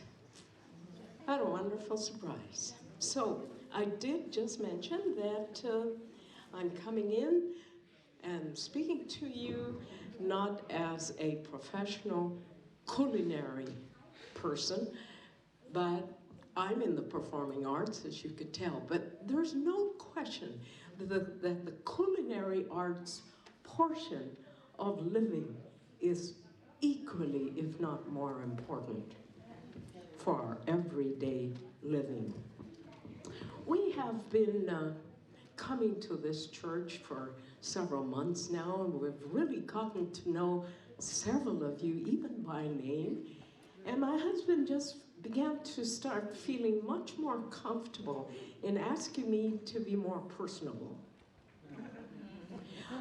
More personable in a sense of bringing you into our private life.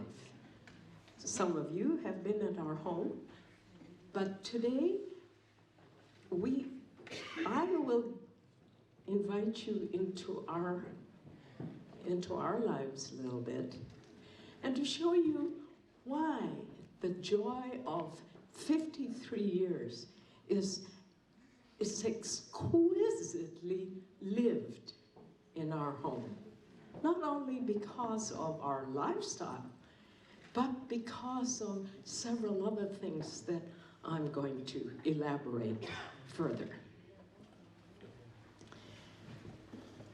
There was one lady that... Hello. Yoo-hoo. There was just one lady that came up to my husband at one of the CHIP YouTurn programs, and I overheard her say, Dr. Diehl, is there a way that I can help lower my husband's cholesterol? When I heard that question from that lady, I said to myself, wow, now that man is blessed. Here is a wife that loves and is so concerned about her husband's health that she's willing to do whatever it takes, or willing to definitely change her habits in order to get special results. Today, as I'm showing you a few things, you will notice that as you come into our private life, love in our home really starts from the kitchen. You know that there's a book called Sex Starts in the Kitchen, right? No, I'm not referring to that. True love really starts from the kitchen. And what does that really mean? Well, I am an artist. And my most creative and energetic time, besides my teaching, is after 10 o'clock at night. Do you want to believe that? No. Yes. For most artists and right-brained people, they are most creative after 10. And my husband realized that right from the very start. In fact, I remember when I was at Andrews University and he was beginning to be around. There was one time that I was practicing in my room, my practice room, for a long time. And I never even knew that he was standing at the door, inside the room, until I stopped and I happened to look up. I said, oh, you're here. And so he began to even realize before we got married that I had another love. And that is concentration in whatever I needed to get done. I was practicing then, of course. So in this particular case, as I'm elaborating on it, is that he is an early riser. And because I stay up much later. So he allows me to sleep longer. And guess what happens? He gets up. He goes down the kitchen.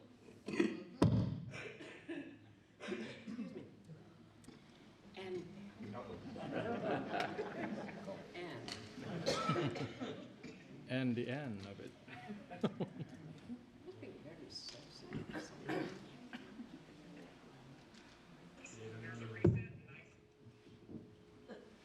Thank you. He goes to the kitchen.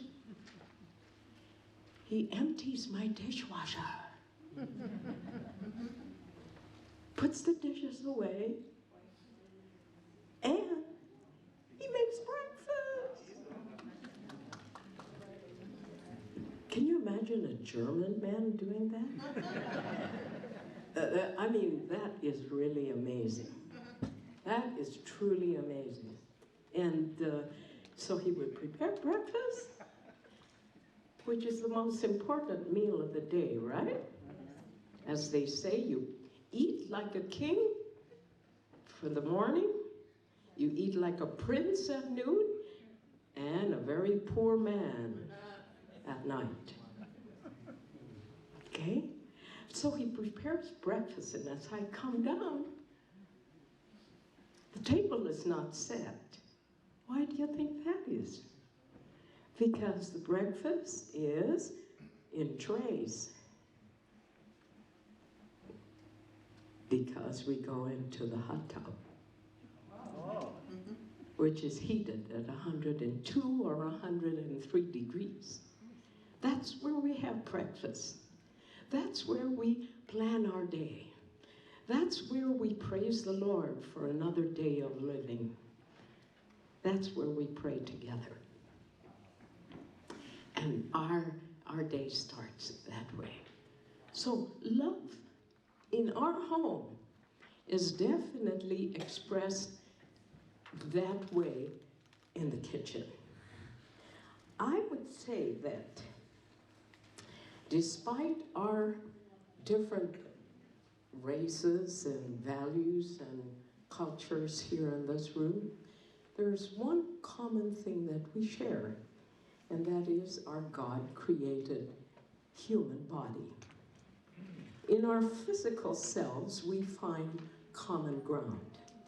Our body is, in fact, the only thing we are guaranteed to keep for a lifetime. It is our only true possession, and as you all know, there's only one body per customer.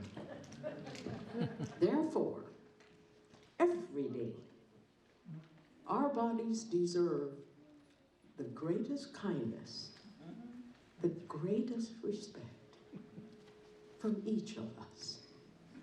So, as we look into further, I will show you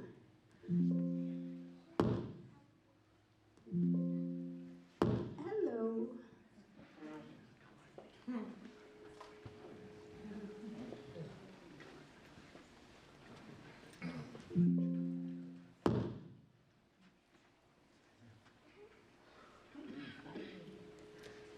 In spite of the fact being here at 2 o'clock, making sure things would work smoothly, you just never know. Yes, I know. That's what I do. Okay, so 1995, there was a very, very famous book, The 5 Love Languages by Gary Chapman. And I found another copy at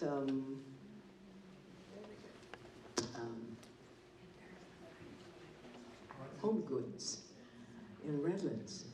And this book, Hans and I have been trying to live it every day, making quality time for each other, receiving and giving gifts, bless your hearts, just like this surprise. That is wonderful. Words of affirmation, acts of service, and physical touch.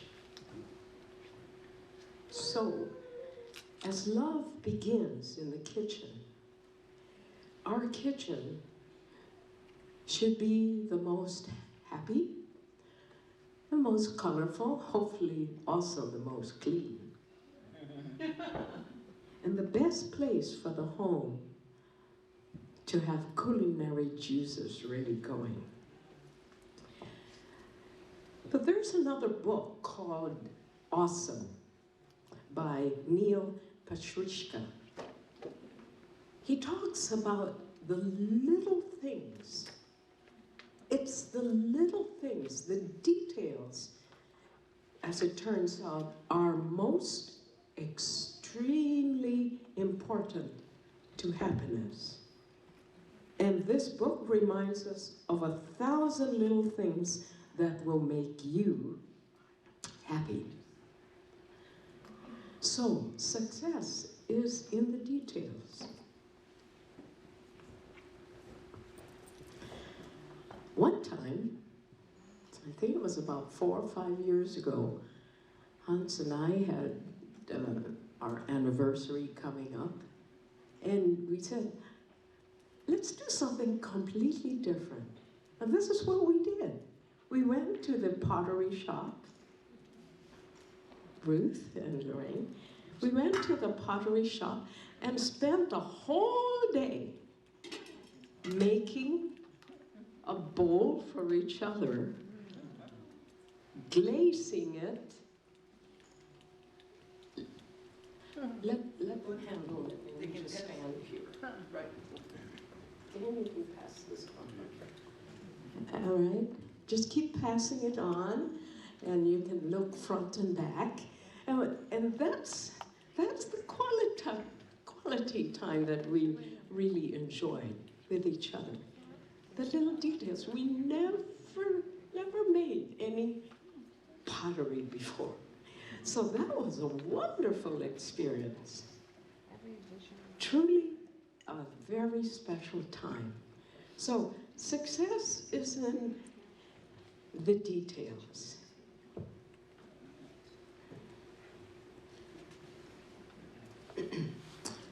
We are creatures of habit.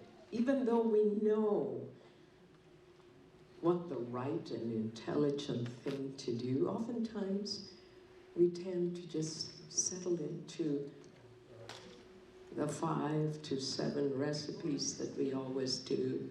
We tend to settle in using the same old tools and so forth. I'm going to show you just the smaller tools in the kitchen that helps me facilitate in my cooking and have it more fun and more tasty and efficient and all, okay? Doing all these little things day in and day out would help you, as it has helped us continue to maintain our whole foods, plant-based lifestyle. So besides using your big appliances like rice cooker and bread maker and Vitamix and waffle irons, etc., it's the little things that you use every day that will give you more pizzazz. All right? So here, oh.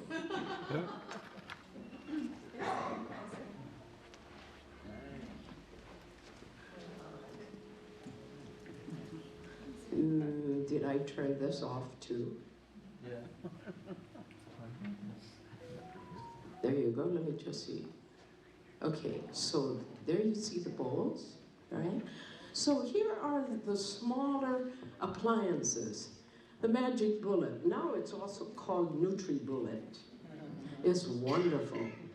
Instead of the large entertainment crock pots, you can use the smaller ones. This is the smallest one that we have in our home, which of course is always on.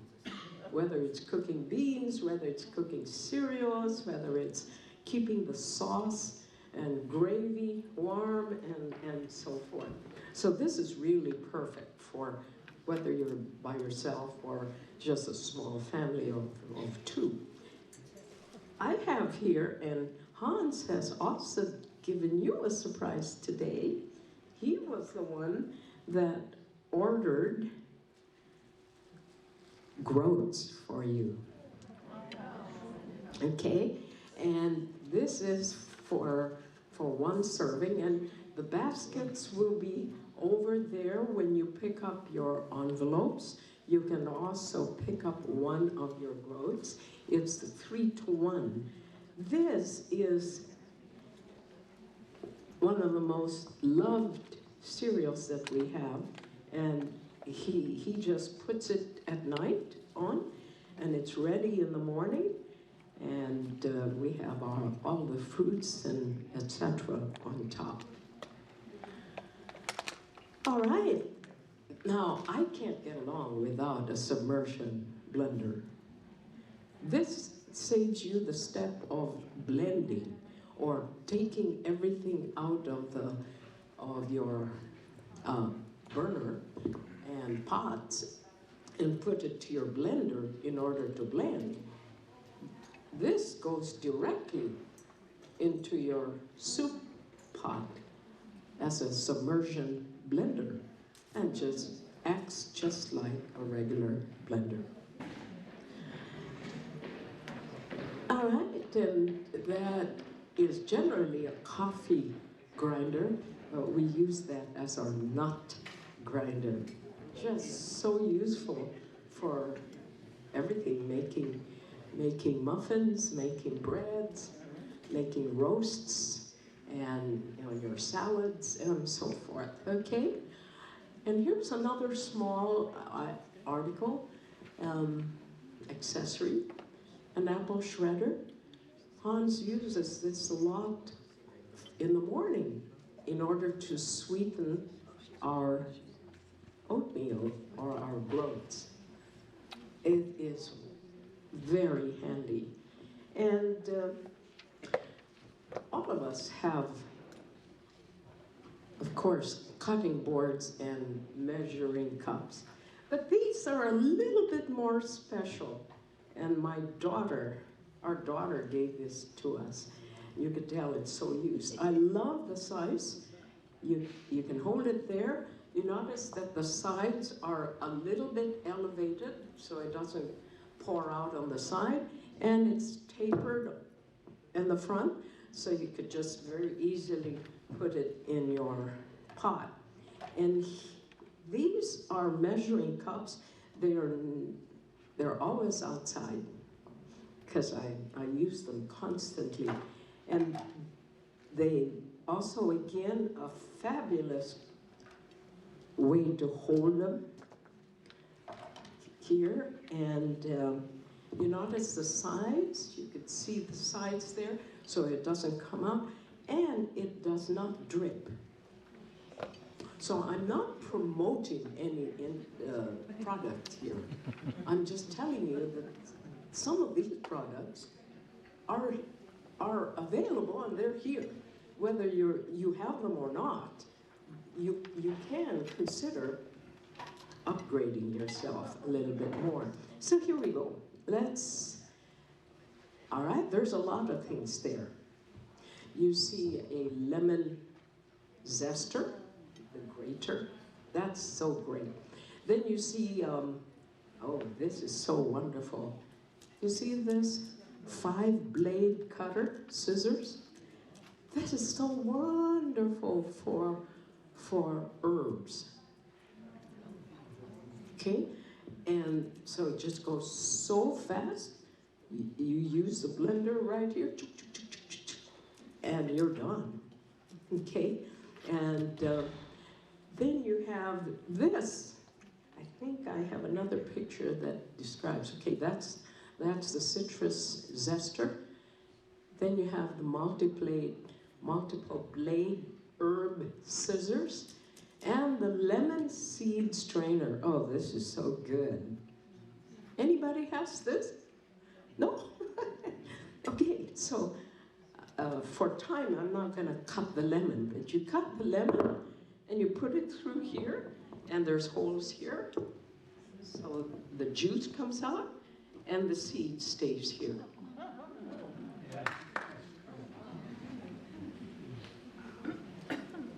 Aren't they great? So there you have it, lemon seed strainer. Oh, this is so fun. And let's see. Well, you have the open can covers. Let's say if you open a can and you only use half a can, what do you use to cover it? Saran wrap or something? Yeah? Did you know that you have open can covers? And they're rubberized, so you could just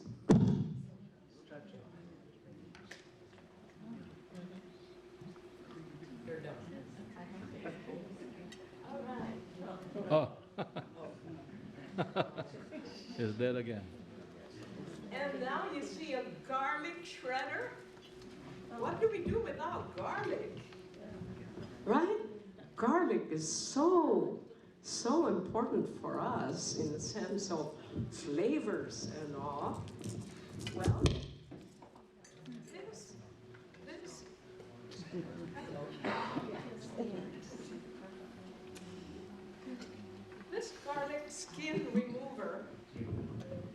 this garlic skin remover has little serration inside here. And all you have to do is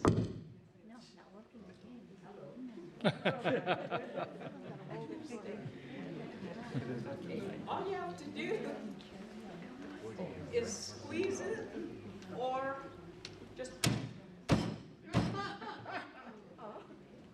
and the skins are off. Okay. Very, very convenient. And what else? Of course, I love my husband's cookbook. And this is, you can even make this, or men, make this for your wives. All right, so it's slanted, so it can hold. And if you need to use it when you're following a recipe, then it holds as well. So follow through with just these little things, and it'll truly make a world of difference in your cooking. Stay by. Thank you. All right, let's take a look. All right, so the family is the most important thing in our lives. When my husband, in younger years, as he was all over the world doing the trip programs, and I would be home with the children, he was always calling in and checking in. So he may not be physically there, but the children and I always knew that his thoughts were with us. And when the children, we decided when we got married that we wouldn't start a family until we both finished our educational goals. And so after 7 years being married, our firstborn came, and wow, I chose to step off my university teaching and come home and be a full-time mom. And I've never looked back. It's been a wonderful, wonderful journey. So just a couple of other tips for you.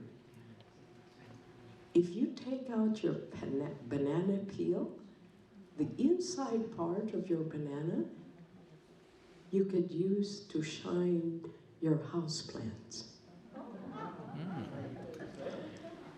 Then, have you had bread that turned out moldy? All you have to do is put a stalk of celery, just one stick, about 6 inches, and put it in with your thing. And you won't have mold for several days on your train. Bread. Of course, you shouldn't take that long to finish your bread either, right? If it is good bread. And your tortilla warmer, have this ready. This is perfect for sandwiches, for your wraps, for your tortilla settings. They're just pocket breads and all that. And this one, you're not using any oil on your salad, so just make sure that you have a water spritzer. So just before you put it on the table, spread it a little bit, and it'll shine. And it really looks healthy. All right, so I would like to have 2 people come up for a 1-minute quiz. Okay, maybe I'm gonna call. Yes, 2 of them came right up.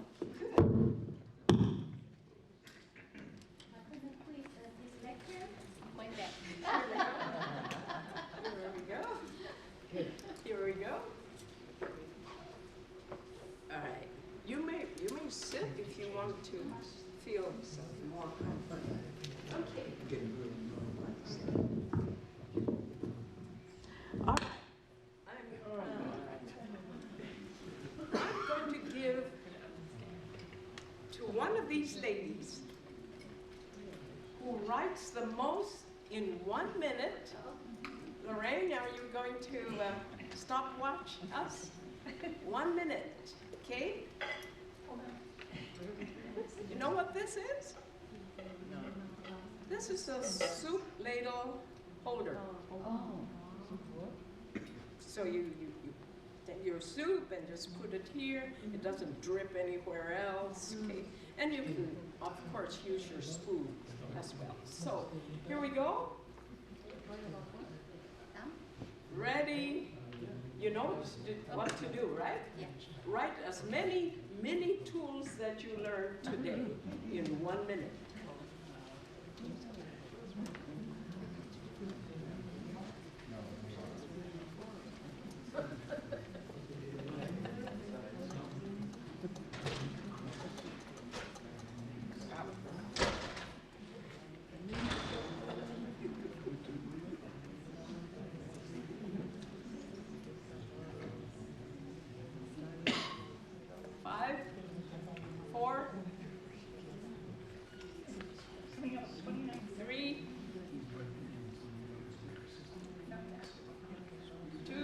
Not yet.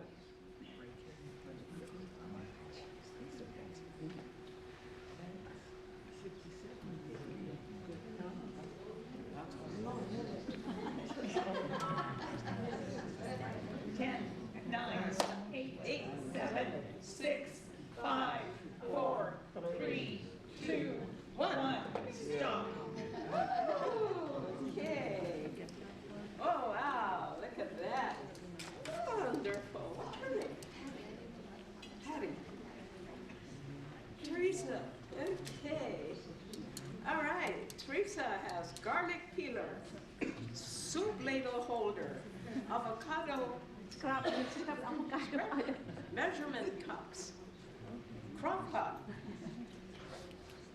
blender, okay, and that is 6. And other lady, garlic powder peeler, stand-up mixer, measuring cups, tortilla warmer, lemon seed strainer, book stand, recipe book. Well, I'm not sure about recipe book. Well, Dr. Diehl's book. Oh, okay. That's not as big, but it is definitely a help. Crock pot and can lid. She did nice! I know. Let's give her a hand.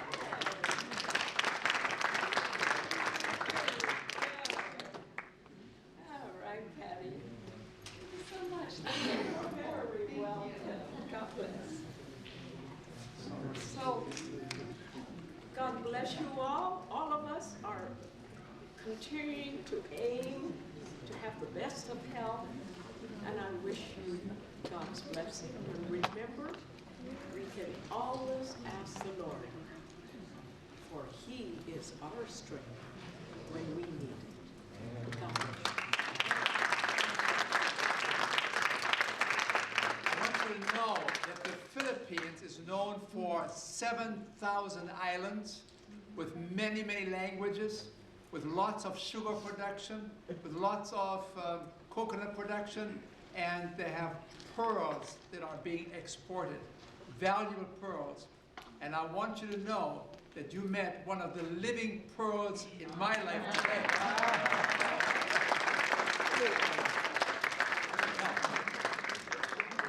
Obviously, we're running a little bit beyond time, and you know, there were some surprises that were planned that we were not aware of.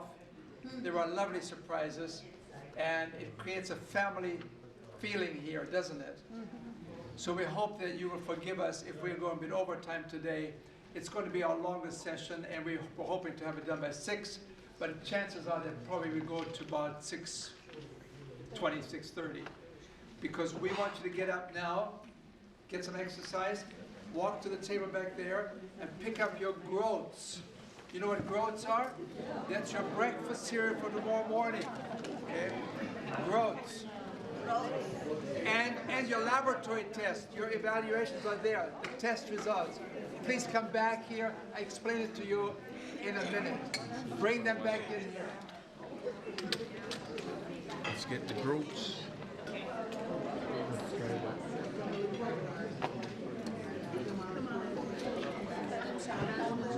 Will never let me not work every Sunday because I want to work every Sunday, so I have my Sabbaths off. And he's not gonna just change my schedule. It's already out. And I spoke to him and he did. Wow. That was a sign of God, like saying, no, you should go and do that. But by starting the program last Sunday, it's been eight days today, I decided to weigh myself this morning. And I lost 5.6 pounds. That never happened. And I know this is mostly water weight, probably. I'm not gonna get into too excited, but I am excited because it's been changing the way I see food. I cooked meat for my family this week, my husband. Today he decided, no, don't cook meat for me, just I'm gonna eat whatever you eat.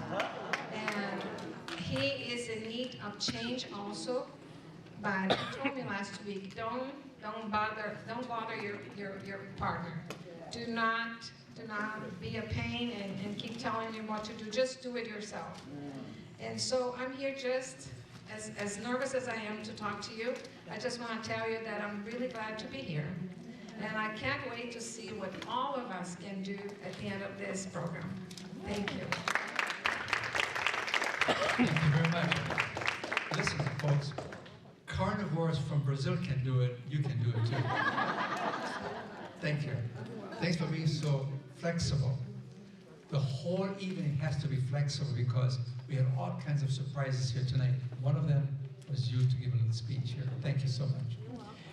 These are please open your envelopes. But before you do this, or while you do this, let me tell you about the groats. Okay, you know how to handle the groats?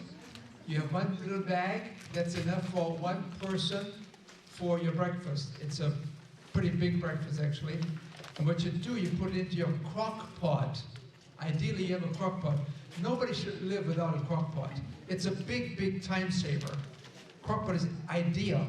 And if you are a family of 1 or 2, just get a small crock pot and put 3 times the amount of water in that you have in terms of the cereal, the groats. So if you have about 3/4 of a cup of groats there, times 3, that's about 2 cups of water. Just put 2 cups of water into the crock pot and then put your groats in, and in the morning it's all done. And your husband will be surprised of what a great cook you are, getting this all done early in the morning. Also, I noticed that about 90% of the people in this class are women. I was actually surprised. Well, not really, because I know that it tells you something about the gender-specific intelligence. Who's coming to the programs? Ladies, right? Yeah. In our CHIP program, it's usually 65% of the women are women and 35% are men. And the men are usually dragged in by their wives to come to this program because they got heart disease and diabetes and overweight and so on and so forth. So we understand, but this is particularly high in ladies. So Now, let's go to this, open your envelopes and look at, there are 3 different sheets. The first sheet is this one here. It says lifestyle evaluation, okay? The second sheets are the ABC laboratory sheets. Do you see those here? And is Dr. Inyo here to give a quick explanation of the potassium? Okay, while he's doing this, let me just mention to you that you don't have to worry too much about the many, many details that you have here on the sheet. But there's a couple of things that we want you to really pay attention to, and one is potassium. Yeah, about the potassium, some of them that look like very high, but also there's an explanation in there. That is also, there is some difficulties in the processing of the blood. Now let me give you an overview of how we process it. Now after the phlebotomist draw the blood from you, if the blood has to be spun right away, and we did it right here, we have the medical technologies from Loma University to do it right away. And after that, right away also we took it to the refrigerator to keep it cool, because the next day we have to transport it to Los Angeles to this ABC lab, and also it has to be handled special, I mean, in a specific way. It has to be in a cooler with a certain temperature, and there then they run it right away. So for some unexplainable condition, during the spun, during the handling, somewhere the red blood cell, they broke, and then they release potassium. So that's why it is not accurate. But this is not your last reading. We're going to have another one in 5 weeks. But another disclaimer is, if you have a problem with your kidneys, you might want to talk to your doctor. Okay? And they might want to repeat it, or they want to have to do some other test for you. So that is what our explanation about potassium. But if there is no explanation underneath the potassium there, that means your potassium is really high. Then for that, our recommendation is you contact your doctor. Okay? Thank you very much. Are you all clear on this one now? Not really? Okay, remember, if you have a high potassium, it could be related not to the fact that you have a high potassium in your body, but it's related to some of the steps that were taken that Dr. Inyo described so very well, where somehow some of the blood cells may have broken down, and this can cause the potassium to increase. All the other results are absolutely right on target. You don't have to worry about this. This is a very accurate profile, except for the potassium, which may relate in some cases. It's a very small number of people of you really that have this situation, but we just wanted you to be aware of it so that you don't worry about it, or if it's particularly high, you can double check with your doctor if you have to have kidney disease, okay? So that's the blood test, and then you have how many of you took the nutrition survey? How many took the nutrition test? About half of you missed it. So, you're depriving yourself of learning how to understand something about nutrition. We'll give this back to you if you have taken the test, so you can study it for the repeat testing in 5 weeks. Okay? So we'll give those back to you, those who have taken the test. If you didn't take it, you will not take it again. You had your chance, somehow you didn't do it. Okay? Okay, so now, there was one test. Now, let me explain this thing to you here. I beg your pardon? I don't have the test. Well, did you take the test? I'm helping draw blood. Well, yeah, apparently, yeah, you didn't take the test, so you don't have a test in your folder. Okay, so you missed it, and that's just the way we have to do it. We got 100 some people, and Okay, so we're sorry. But you can take a look at maybe your neighbor there and see, take a look at it. This is the sheet I want to explain to you. This is where I make some of the recommendations to you. Do you all have this sheet here in front of you? It says the name is on the top left side, and then it tells you there are 3 boxes. Do you see 3 frames boxes?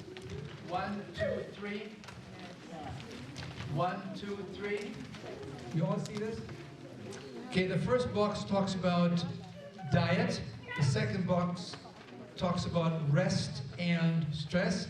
And the third box talks about exercise and breathing, like smoking. Okay? You're all with me there? Okay, now, here's some basic guidelines for you. Anything that is circled, that I circle, means that you need to make some changes on it. Okay? So anything that's circled means you should perhaps consider making some changes on it. Further down, you see for office use only. Do you see this one? For office use only? And please note, there is some yellow highlighted numbers there. Do you see those? Yes. Okay. These are the ideal weight ranges for you. The ideal weight is determined by your gender. Men have different weights than women. It's also determined by your height, right? The taller you are, the more you can weigh. And number 3, it's determined by your bone size, and that's why we measured your wrist. It gives us some idea whether you have large bones. If you have large bones, you're allowed to have some extra weight to be ideal, okay? Now I know that you all want to be now large boned, right? I know. That's why we measured. So, please take a look at for office use only. It tells you there. We have given you some ideal weight in yellow.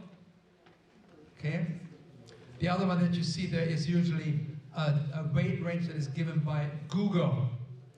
Google tells you what your ideal weight range is, but the ideal weight range that Google gives you is more reflective of the society and the culture that we live in, because they didn't want you to feel all depressed because you're overweight. So they give you a higher ideal weight, but it's not ideal for health. It's just ideal to make you feel better. Are you with me there? Uh-huh. You look at the highlighted one only. That's the one that is giving you the definition, that's taking into account your height and your bone size, okay, and your gender, okay. So we've taken care of this. And then you go down below, blood pressure. Sometimes I notice that if you're on blood pressure medication, I know that the blood pressure is not the natural blood pressure that you have. It's reduced by your medication. And so if you have medication and your blood pressure is normal because of the medication, I still circle it because it means you need to change your salt consumption and your weight in order to get off these blood pressure medications. Are you with me there? Yes.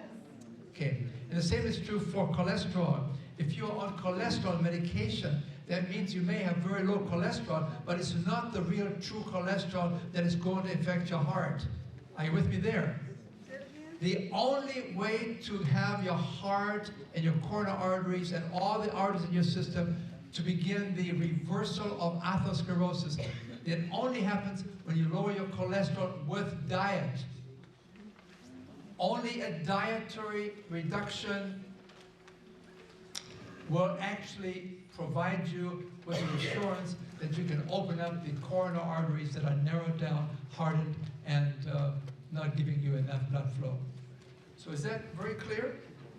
And so when you look to the very right-hand side where it says recommended program, do you see that recommended program? You go down below a little bit more, it says cholesterol. Now if you're on statin drugs, and almost everybody, every second person here is on these statin drugs, and it gives you very low cholesterol, like 100, 120, 130. Folks, these are very misleading as far as I'm concerned, because they're not really reducing your heart disease risk. That's what I showed you earlier today in the lecture. The only way that you can reduce and reverse heart disease is by getting your cholesterol down. It has to be done with diet and exercise. If you bring it down with medication, it's not the same result. The clinical results are not promoted effectively by the fact that you have very low cholesterol because of pharmacological agents. If you have a drug that brings your cholesterol down, it doesn't really matter as far as I'm concerned. And therefore, I did not mention whether you have ideal cholesterol or elevated cholesterol, or you see the numbers there for cholesterol and LDL. If you're on statin drugs and your cholesterol levels are very, very low, I did not say that, I did not give you any ranking whether it's low or high, because I don't know whether it's high in its natural way, because it's reduced by the medication that you're taking.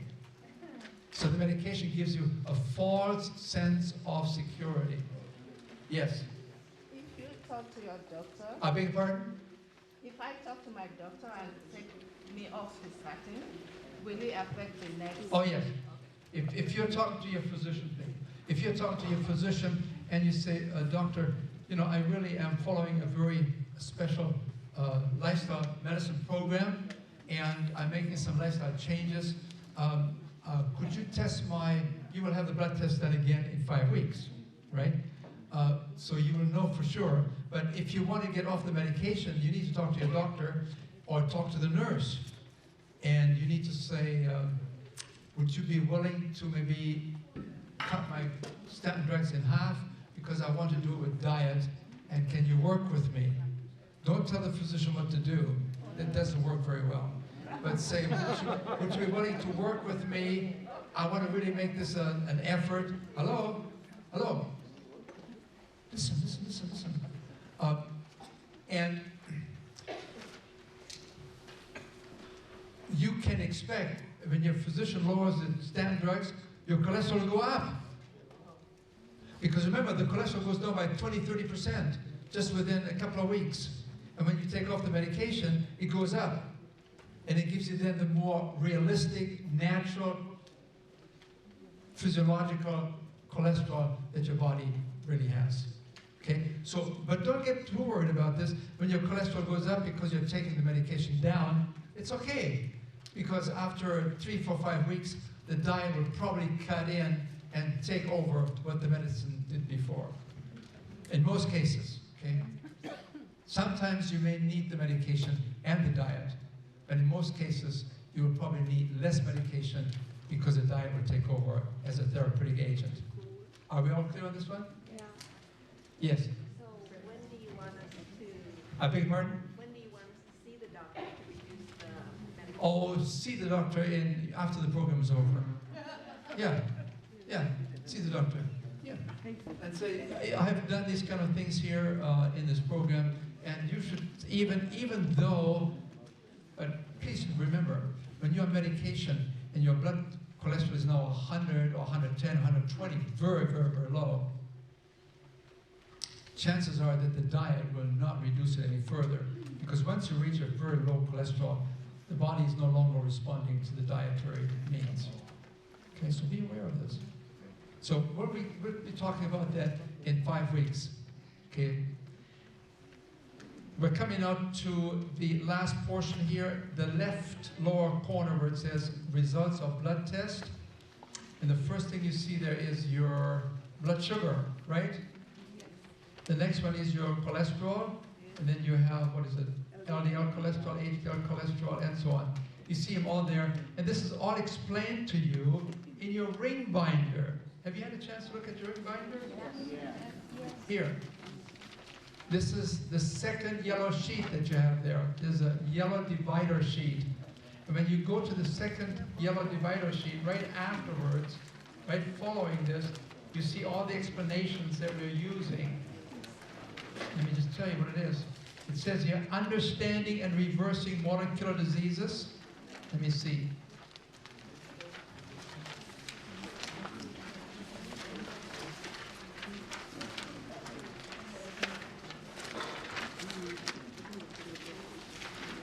Second yellow sheet, it says clinical definitions.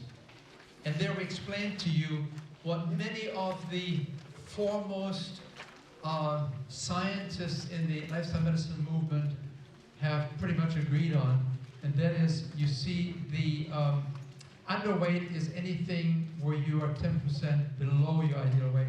Overweight is if you're 10 to 20% above your ideal weight, and you're obese if you're 20% or more. So remember, you're overweight if you are 10% plus. If you're over 20%, you are obese. So when I write down that you're obese, that means that you're at least 20% above your ideal weight. Are you with me there? Okay. And then you see the next one is, it explains there the glucose levels, the blood sugar levels, what's blood sugar, what's normal, what's pre-diabetes, where you're developing the diabetes, and what is full-blown diabetes. It's explained. And then below that you see the total cholesterol is explained. The ideal number is 100 plus your age. So if you are 80 years of age, you have 100 plus your 80-year number for your age. Your ideal cholesterol is 180 if you're 80 years of age. If you're 20 years of age, it should be 120. If you're 60 years of age, it should be 160. And in general, we always like to see cholesterol below 160, 150 in general. Okay? And then you also see the same thing explained for LDL cholesterol and for triglycerides. It explains it very well. What is an ideal triglyceride? 150 or less. Are you all there? Any questions? Okay. So if you have a triglyceride of 250, what would I write down in your triglyceride explanation? What is your cholesterol, the triglyceride at 250? Would it be ideal, elevated, very high, dangerously high, or high? No, it would not be dangerously high. Triglycerides at 250, take a look at it. It's high. So if you have an LDL of 181, what would an LDL of 181 be classified as being dangerous? Very high? No, it's not dangerous. 181 is not dangerous for LDL. Take a look at it. It says it right there. 181, that would be very high. Are you with me? All right. Do you have a sheet? Yeah.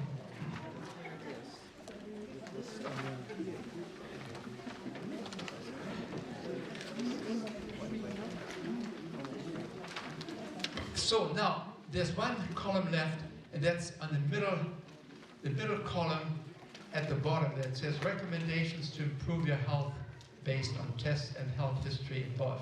So I have personally evaluated each one of your lifestyle, your habit patterns in the context of your weight, in the context of your blood pressure, in the context of your clinical blood test numbers. Okay? And so it says there, number one, increase your daily water to 8 to 10 glasses. We should all do that. The next one is gain or lose weight. And that's based on your weight that you have currently and the ideal weight that we identified. So it gives you the difference that you should perhaps aim for. Now some of you should lose about 150 pounds. Oh, don't look at me like that. It's true. It's true. You're heavy babies here, some of you. Okay? 150 pounds. I didn't have the courage to write down, lose 150 pounds. Oh, that would be so demoralizing, wouldn't it? So I would write down, lose 25, plus 25, plus 25, plus 25, plus 25. You know, break it down. You know, just don't think in terms of I have to lose 80 pounds. Just think I have to lose 2 pounds a week, or 1 pound a week. And then gradually get there. You know, like this lady here. You know, she told me, she said, Dr. Diehl, I was 414 pounds. And I'm supposed to be 150 pounds. That means I have to lose almost 250 pounds. That means I have to lose 2 Lilies. My wife's name is Lily. She weighs 120 pounds. She has to lose 140 pounds. She has to lose 2 lilies. Think about this. So I didn't have the courage to tell her that. I said, just lose 1 to 2 pounds a week, and you'll be getting there. And what you set a goal for next Christmas, and we'll break it down to, you know, we figure out 1 to 2 pounds a week, and we go step by step. Folks, this is not about being perfectionistic and being perfect. This is just about being progressively moving towards little steps 1 week at a time. Are you with me there? People always have told me in these chip programs, what we really helped us more than anything else, you always said, take baby steps 1 at a time, but don't give up. And that's why we have some very special people coming to help us to get on the Jumpstart program. Now, before we get there, let me introduce our special director of the Jumpstart program. You have met her before. Come and join us here, Betty. Betty is a social worker. She and her partner have joined us in creating a Jumpstart program, but more than that, they have joined us to be available to all of you every Monday, Tuesday, and Thursday between 7 o'clock. On Monday and Tuesday at 7 to 7:45, and on Thursday 7 to 8. So you'll be on Zoom, on your computer system, on your phone, on your computer, 3 times a week next week. And after this, you are helping them once a month, twice a month? Actually, it's twice. We meet every first and third Thursday of the month. Yeah, we'll tell you all these things later on, because it might be overwhelming to you. Right now, we just want you to focus on doing one thing, and that is be sure that you set some time aside for next week. And that's tomorrow and Tuesday and Thursday between 7 and roughly 8 o'clock. And you'll be talking to Betty and to Vernita, the directors of this phase of the program. But before you explain that in detail, right? Let me just give a quick overview of the slides here that we talked about. We talked about the Jumpstart. The Jumpstart is not something that you will do forever. The Jumpstart is just going to be jumping you into the program and cleaning up the system and the taste buds. And that means you have to be very, very strict. For instance, the first day next week, next Monday, tomorrow, you're just going to eat whole grains and fruits. You don't eat any sugar, no salt. It's going to be very, very flat, a very bland diet. It's very, very tough. And you say, well, but it's not going to last forever. It's just going to be for 1 week. And after 1 week, you begin to realize, my goodness, I was really in a very perverted appetite state, because that's what the American diet does to you. It perverts your appetite, and you want to get back to a more simple, pristine appetite and taste experience. So, this is what we're going to talk about here very quickly. This is a 7-day Jumpstart Challenge. We want you to eat foods as grown, simply prepared without all the chemicals, the toxins, the sugars, the salt, and the oil, and you will absolutely be amazed what's going to happen. So, what we want you to do is begin to focus on fresh fruits, whole grains, vegetables, and legumes, and drink lots of water. Okay? And this is all in your ring binder. I don't want to really belabor too long. It's all listed for you step by step by step in here. Just look it up. I just want to give you a quick overview here. The 7-day Jumpstart Challenge is designed to help you to physically and mentally experience the benefits of improved health. We will concentrate on the joys of discovering nuances, differences in terms of your taste, and also helping you to detoxify the body that has been abused by all the culturally promoted foods that we have been using without realizing what we're doing to ourselves. Number two, look for these benefits. You will have no more spending time in the bathroom. Give yourself 1 week and you'll see, gone, okay? You will also have reduced fluid retention. If some of you have a condition where you, in the afternoon, notice that you have swelling of your calves, of your lower leg portions, you have the edema, which oftentimes reflects on sometimes a heart condition, congestive heart failure, that will become less and less because as you begin to cut back on the salt, the sodium, a lot of things will happen when it comes to the fluid retention. It also will help you to break down the addiction to sugar, salt, and fat. It's going to be 1 week. It's going to be tough, but you can do it. It's going to be really tough, believe me, because we have been doing this for so long. But you can do it, will help you. Then you also will find that there's going to be a mental fog that is lifting. You feel sharper. You feel right on target mentally. You will also begin to taste success because you have overcome your addictive patterns. I mean, I did this for a whole week without sugar. My goodness, I used to be a sugaraholic. Yes, you can do it. Salt, my goodness, I cannot live without salt. I know it's hard, but after a week and 2 weeks, you will be getting used to it and you'll be just comfortable. And this is the jump start to help you to get started.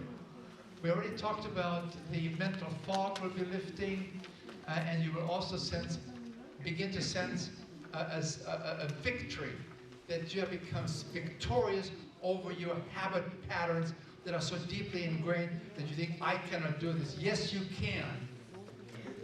Can we? Listen, we have had 110,000 people that have done this. You're not going to be that different. I mean, you're a special group here.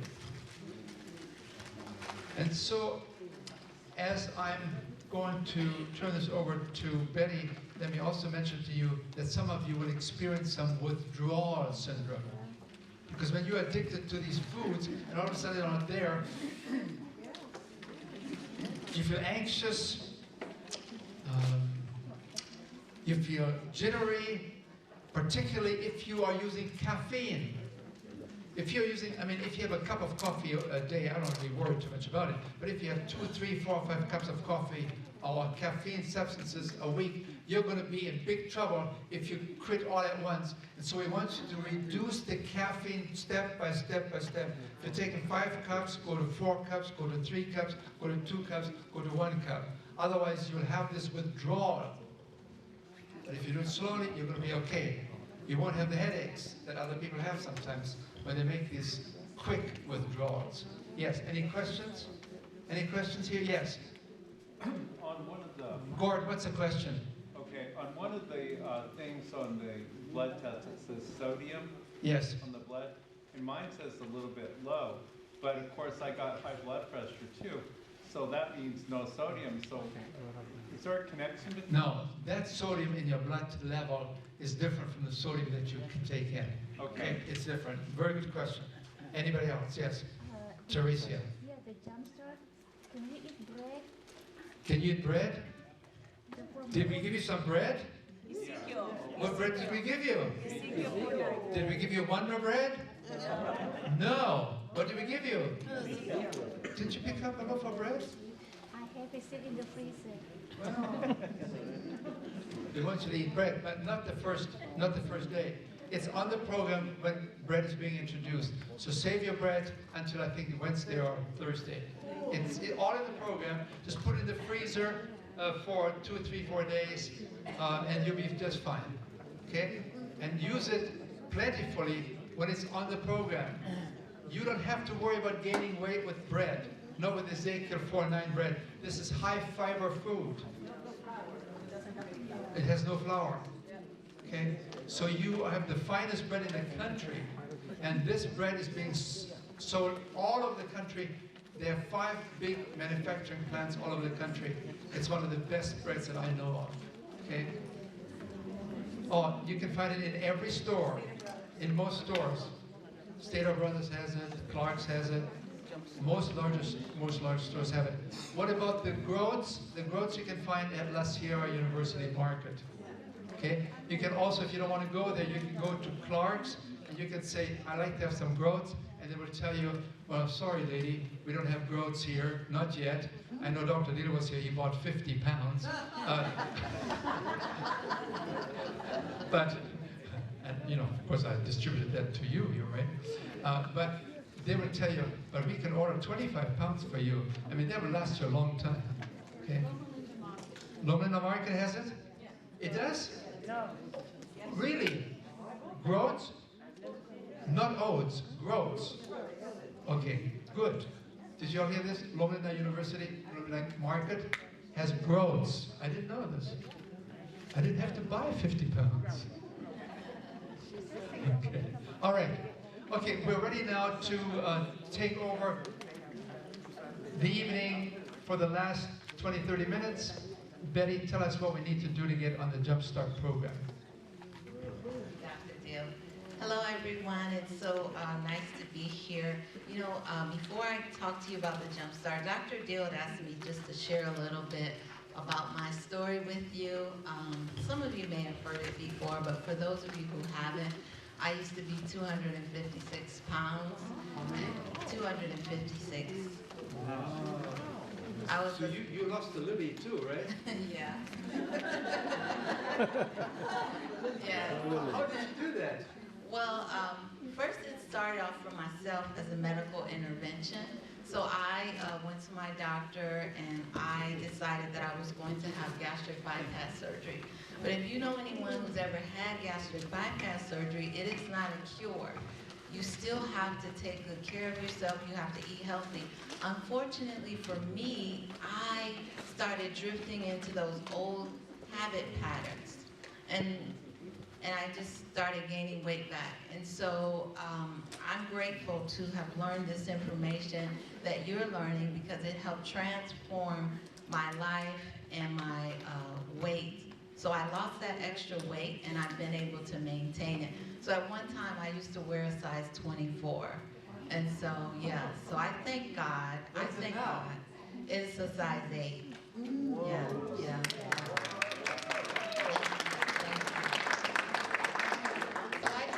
God, because for me, it was a lot of it was just praying over the years. I just wanted to be free, and so just praying. So I encourage you, as you're doing this Jumpstart, I encourage you to pray as well. And Dr. Diehl, which one of these will, oh, thank you. So we're going to talk about the Jumpstart. It's revolutionary. It is an amazing process. And so I'm going to skip ahead to the actual, what we're going to do this particular week. And so change is not always easy, but it's important. It's important because these are gifts from God, and He wants us to take good care of them. If you go to your book, the second section where the yellow tab is, that outlines the Jumpstart. So that's your Jumpstart booklet. I encourage you to refer to that often next week. And again, like Dr. Diehl said, Bernita, who is my colleague, and I will be available to help you and support you. So what will day 1 look like? Day 1 includes the consumption of fruit and whole grains. So that's what you'll eat. The Jumpstart includes 3 meals a day. We recommend you avoid snacking, and if you need a snack, fruit is what we would like you to do. So again, you'll have 3 meals. For breakfast, you'll have fruit and you'll have whole grains. For lunch, you'll have fruit and you'll have whole grains, and the same for dinner. What you're doing is you are retraining your taste buds. You are refining. You're getting rid of those constant cravings. That's one of the things it does. It helps you overcome some of that craving that you have for sugar, for salt, for oil. And so that's what day 1 and 2 will look like. Day 3 will be fresh fruits, whole grains, plus you can add vegetables, bread, and legumes, so your beans. So someone had asked, when can you add bread? You can add bread on Wednesday. But it needs to be the Ezekiel bread. It's not all bread is healthy bread. So we want you to get the healthiest bread that's out there. And then on days 4 to 7, you can add, it will be the same except on 4, you can start adding corn. Okay, and so if you are diabetic, your plan looks a little bit different. And I have some sheets up here that you can come and get. This will be your guide if you're diabetic. So instead of starting on days 1 and 2, you're going to start on day 3. So you're not going to do like the rest of us. So day 3, again, is where you're having fresh fruits, you're having whole grains, fruits, vegetables, and beans. And you can also have bread. So that's how it will look if you're diabetic. We also ask that you consult with your doctor and that you check your blood sugar often, because when you're on such a diet like this, your blood sugar will begin to decline. And so you want to make sure that it does not drop too low when you're taking the medication along with it.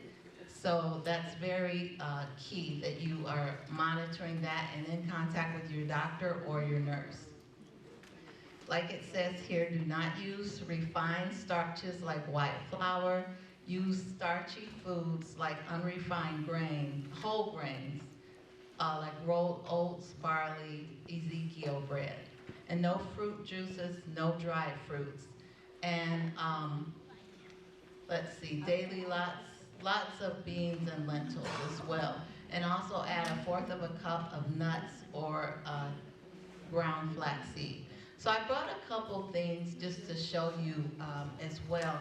So on day 1, you can use the whole grains. And so for me, what I eat a lot is oatmeal. So I'll eat old-fashioned oatmeal. And you can also use, like we talked about, you have to use fruits and whole grains on day 1. So what I do is I add like soy milk to the oatmeal, and you're okay to do that as well. If you look at your instructions, it says that non-dairy milk is okay. So for example, soy milk is one option. I used to use almond. Almond is fine. I just picked soy because it's a little more protein in it. And there's so many options. There's oat milk, there's soy milk, there's almond, there's rice. You just want to eliminate the dairy. It is so unhealthy for your body. So this is a great option for you. The other thing, if you look at your instructions for day 1, it also says that you can use seeds, chia seeds and flax seeds. And so for those of you who've never used them, I didn't use them until I was a part of this program, but it is a flaxseed meal as well as chia. I put this in my oatmeal every day. First I cook it. I make my oatmeal a little unconventional. What I do is I take 1/2 cup of oatmeal, I put in 1.5 cups of this, because I like mine a little more fluid. Some people don't like it like that, so you can figure yours out. And then I put in blueberries, strawberries, I put in apples, peaches. It's just a whole bunch of fruit in there. And then I put it in the microwave for 3 minutes. To me, I like that, but you might want to, people like it different ways, but that's just the way that I do it. And then after it's done, I put in some chia and I put in the flaxseed meal. If you get flaxseed, make sure it's ground up, or you can ground it up yourself, because if it's not ground, it does not absorb in your system correctly. It just comes right out. So a great source of omega-3s, a great source of protein, as well as fiber. And can someone, let's just do a quick review. Can someone tell me on day 1, what foods are we eating? Correct, fruits and whole grains. Okay, and so what we want to Betty, do, there's a question over there. yes. We're talking about the soy mount or whatever. Is that just for the diabetics the first day? That's for everybody. It's for everyone? Yes, yes, yes. So you'll look at day 1 and 2, and it will tell you in your book that you can't add those things. Yes. Yes. Is there an amount of fruits, a limit, or? There is no limit for fruit. One of the things that you'll hear Dr. Diehl say is he will say, you eat more and you weigh less. This way of eating is very different. Some people think, oh, I want to lose weight, so I'm going to eat this little small portion. Well, if you're eating the standard American diet, that is the thought. You have to eat less. But when you're eating foods that are very healthy, things like the whole grains, the fruit, the vegetables, those are very low in calories. And so you can eat more. I think the only caveat, and I'm sure Dr. Diehl can speak to this, is when you're diabetic, there may be some adjustments. And Mary is here too. She's a nurse, and she can speak to that as well. So throughout our 7 days, there's food that we're going to eliminate 100%. So we're not going to have any refined sugars, no honey, no molasses, no other sweeteners. Again, this program is going to help you to overcome some of those cravings. Now, for myself, I think about my oatmeal, like I just described it to you, and I forgot to say I put bananas in my oatmeal. Bananas sweeten it. I don't need any sugar at all. It's just so delicious. To me, it's like eating dessert every morning. It's so good, and I don't add any type of sugar. Do we have to eat 3 times a day with the Yeah, it's recommended that you do eat 3 times a day. And if you have an issue with that, maybe you can talk to Mary or Dr. Diehl once we're done, and they can maybe answer that in a little more detail, because it sounds like something specific for you. Okay, so again, no sugars. Also, no alcohol, no fruit juices, no dehydrated fruits or soft drinks. Water is a great beverage that won't contribute to health problems, and it's going to help with digestion. And water does so many things for our body. It's just so much better than anything else you could drink. And then also no processed fats or oils, margarines, no oil in your salad dressing, no mayonnaise, butter, coconut or palm oils or vegetable oils. So Dr. Diehl talked a lot about the oils yesterday and just how harmful they are for your health. Yes. I think all of those are fine. She was just asking what about alkaline water, distilled water. I think all of those are fine. Yeah, I wouldn't drink any waters that are made where they put artificial things in it, like those fruit waters. But if you wanted to make your own water and put fruit in it, that's fine. Yes, I saw a hand here. How about peanut butter?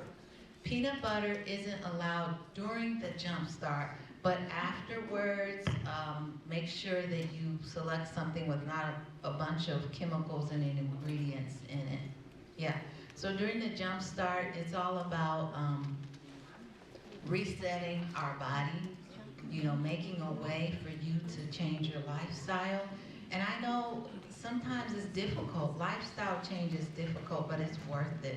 Like for myself, like I've been eating this way for years, and I feel better. I have more energy. I have less inflammation because this is an anti-inflammatory diet. And so if you have a lot of pain, this is the way to go. So there's so many health benefits to eating this way. So again, no processed foods. Dr. Diehl talks about food as grown. And so he talked about instead of eating potato chips, we eat potatoes. Because that's where you get your nutrients from foods that are whole foods and not processed. Because the processed foods is where you'll get a lot of fat, a lot of chemicals and ingredients that you don't need. And then also during the jump start, all animal products, red red meat, white meat, sausage, burgers, eggs, and dairy are eliminated that particular week. And just for me, I'm just so grateful not to eat like that anymore.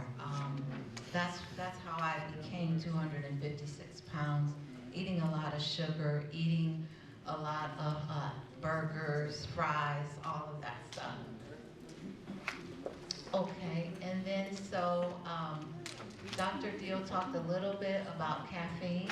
While you're on the jump start, you're going to gradually decrease caffeine. So if you're a coffee drinker, Dr. Diehl recommends that you just not stop cold turkey because you may have certain symptoms like headaches and things like that. So cut back on your caffeine.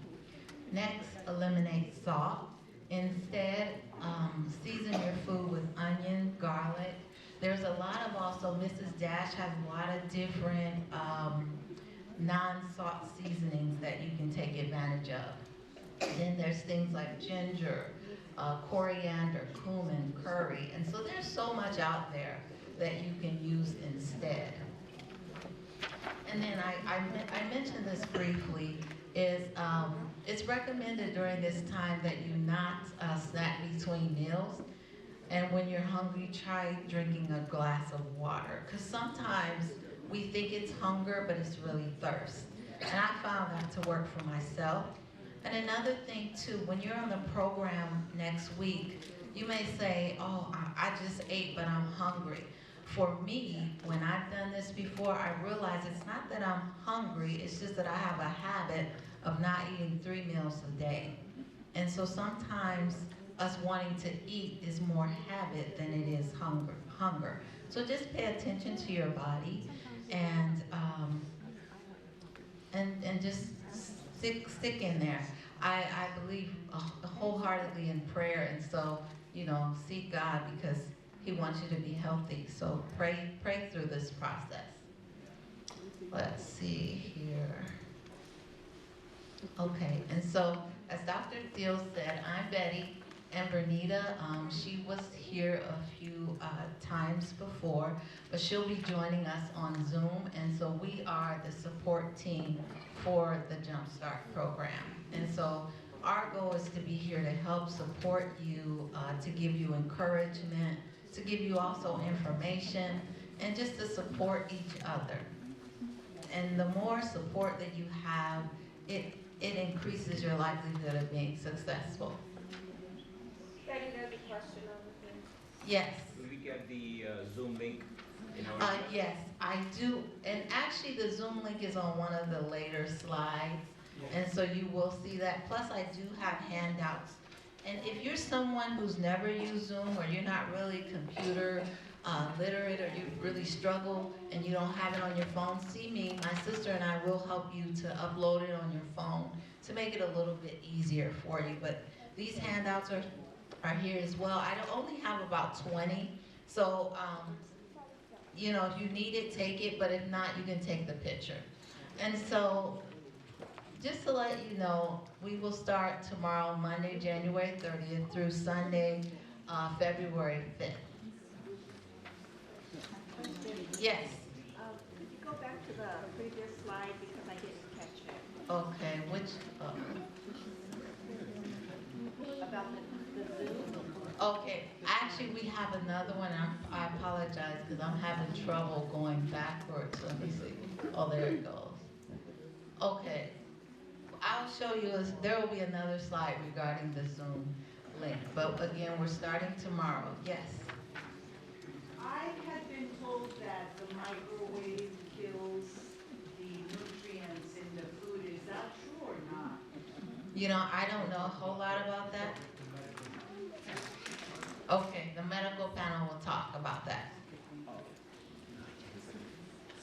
Okay, so again, this is just a quick, I mentioned this before. So days 1 and 2, fresh fruits, whole grains. Now it does say frozen or canned fruit without sugar. In terms of the can, fresh is better, frozen is better. And again, the ground flax seeds and chia seeds are okay, as well as the unsweetened dairy milk. And so these are just a list of fruits. What I recommend, and I'll get you in one moment, what I recommend, like especially if you're someone who hasn't eaten a lot of fruits and vegetables, find your favorites. What is it that you really like? And then try some that you're curious about that you may be, think might be pretty good. I think I saw a hand over here. Yeah. How about the hemp seed? Is it okay? Yeah. Yes, it is. She was asking about the hemp seeds. Yeah, so you can add hemp seeds as well. I like to add them in my salad. My sister actually adds them in her oatmeal, so yes, they're okay. Okay, and so here are our whole grains. So you have many to choose from: oatmeal, barley, millet, brown rice, quinoa, couscous, many different whole grains. And again, these are day 1 and day 2, but actually you will have these throughout the whole Jump Start. And again, this is in your book. So it'll be good throughout the week. Just refer back to it.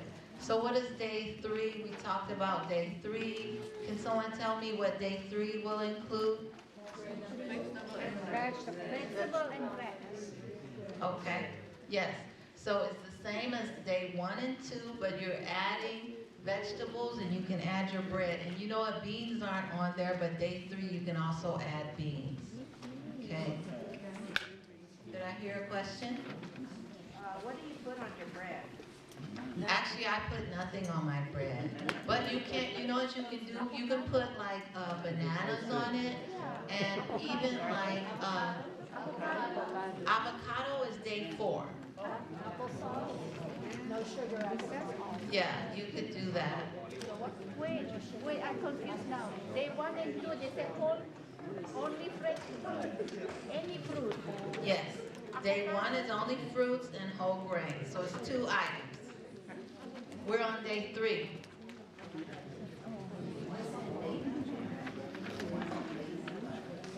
Yes, day 1 and day 2 are the same. And I'll admit to you that it's not easy for me. Like by day 2, I'm like, oh, I just can't wait to get to the vegetables because it's like, it's not easy, but you can do it.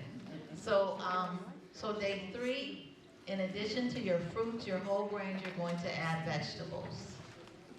Okay, and so just listed here for you are various vegetables. Pick your favorites and then try some other ones. Try some that you've never tried. Yes. You can, either one. You can do cooked or raw. Yes. And then, so here's Ezekiel bread that you all received. Yes, low sodium. Let me go back. So you'll notice it says low sodium. Okay, and so this is just a sample breakfast. Like I was saying before, and you'll notice there's whole grains, there's 1 or 2 kinds of fruit, there's 2 slices of whole wheat bread with mashed banana. And so even in addition to the banana, I put blueberries on mine, or you can do strawberries. So there's a lot of different options. The cereal, can I use the steel cut too? You're asking, can you use steel cut? Yeah. Yes, definitely, definitely. They're very healthy, so yes. And so you see all this food. I don't know if you usually eat this much food, but like Dr. Diehl always says, eat more and weigh less. And that's what that is an example of. And you'll lose weight eating that much food. Yes. What stores carry Ezekiel bread? Oh, you know, they even have it at Target. They have it at a lot of the regular, just front-of-the-mill stores have it. Mm-hmm. Yeah.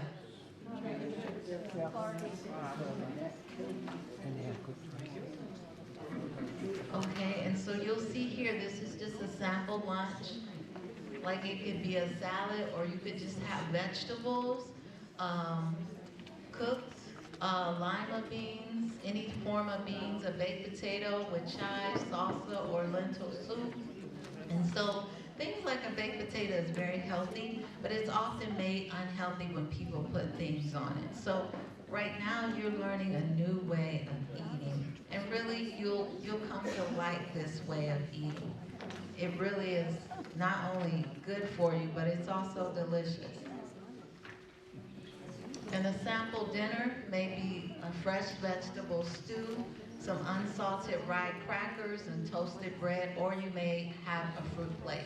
And again, these are just some ideas. Some people like beans for breakfast, so maybe that might be your breakfast. It may be slightly different. And so, you know, healthy, there's so many options. I think sometimes people hear we're not eating meat and they assume we don't get to eat much, but there's so many options out there for you. Just jump in and just enjoy it. Because I never used to be a vegetable eater, and so I feel very fortunate that I eat differently today. Okay, and so days 4 through 7, breakfast is the same as day 3, but on day 4 you can add corn.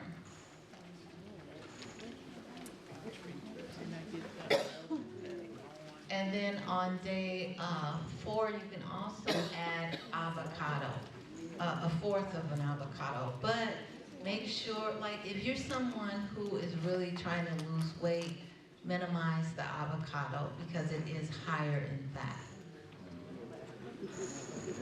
Okay, and so here's just a list of the beans. There's so many to choose from. And again, this is all in your book. And so when your 7 days are up, then what? You saw Dr. Diehl's book. It's called The Optimal Diet. So after the 7 days, there is a program called the Optimal Diet. It is very similar to days 3 through 7. It's just about health. And as you eat this way, you will be able to get closer to your desired weight. Your cholesterol will drop.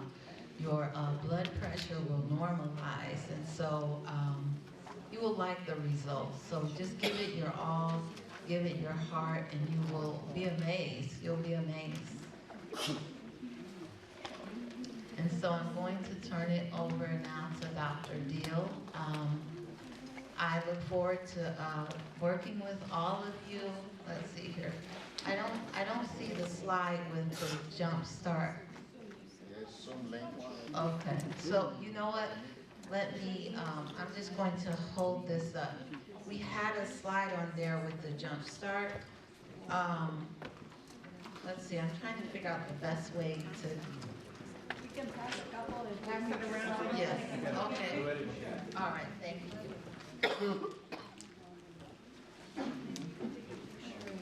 I'm just going to send this around. I think, is there anyone who thinks they need a copy?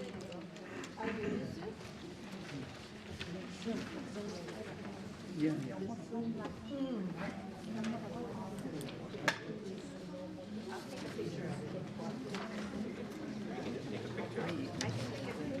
I think he's pulling up a slide of it. I use like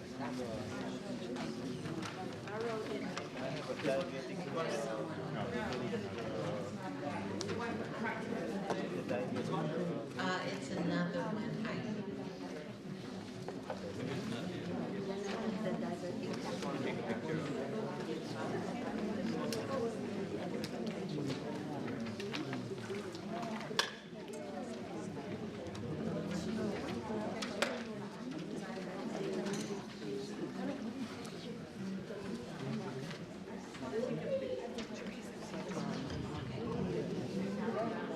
While you're starting this,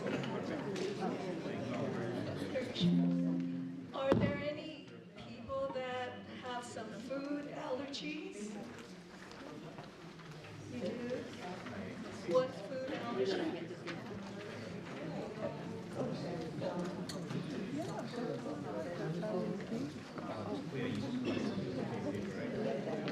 All right.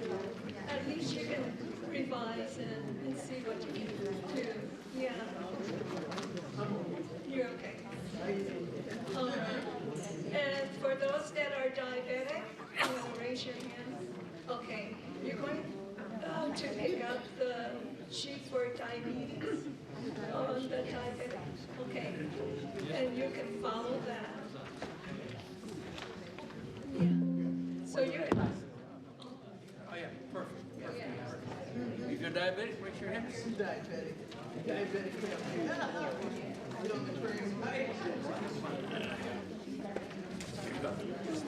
Okay, well, that is circulating around.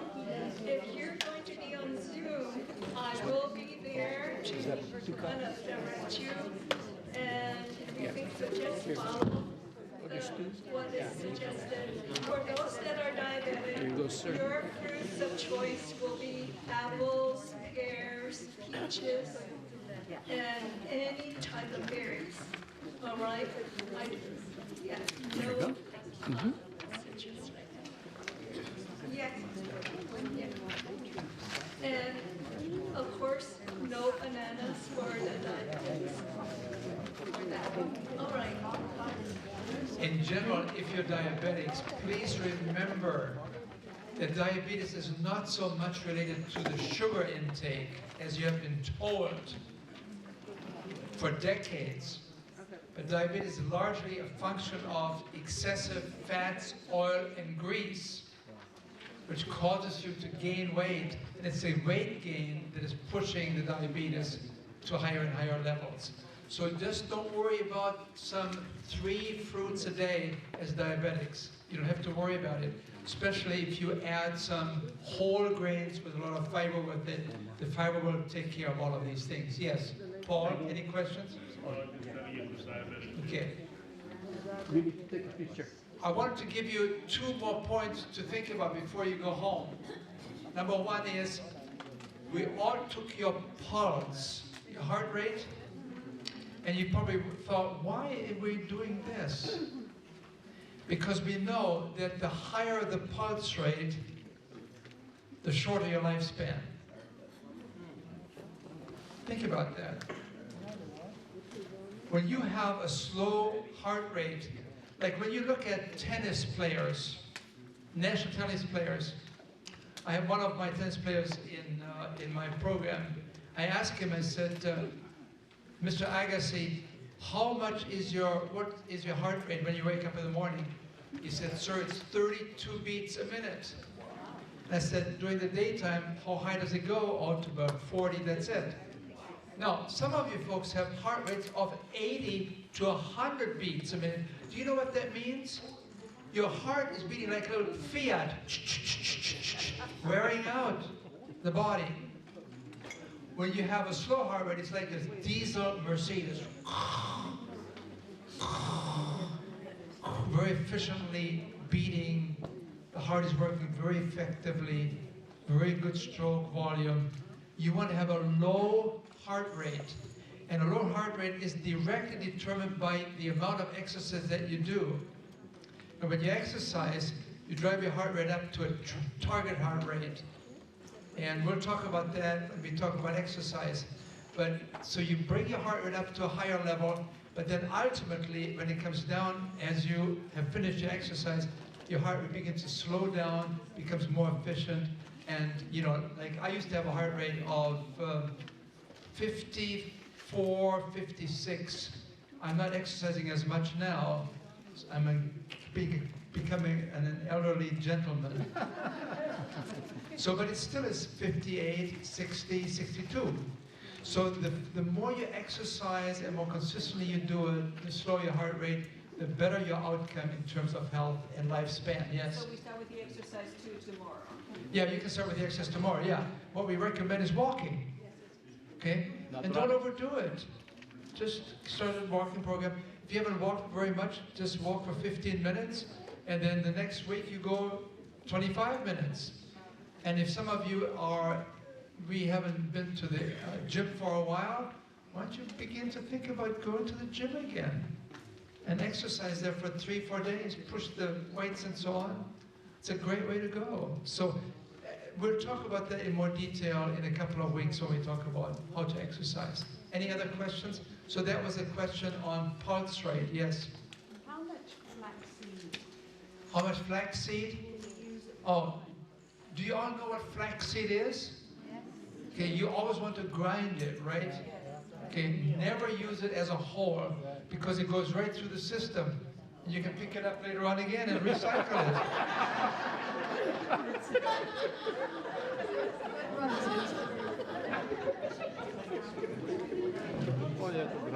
When it comes to chia seeds, you don't have to grind those chia seeds, but you have to add water to it because they become they're well up, they become large, they become like a pudding. It's a great way to go. We'll teach you that in one of the cooking classes, okay? So don't worry about some of these things. Now, as far as flaxseed is concerned, do not take too much flaxseed. We usually recommend 1 tablespoon, okay? And you grind it up. Because if you take too much flaxseed, I'm telling you, it's a laxative. We call it flaxative. You get the idea?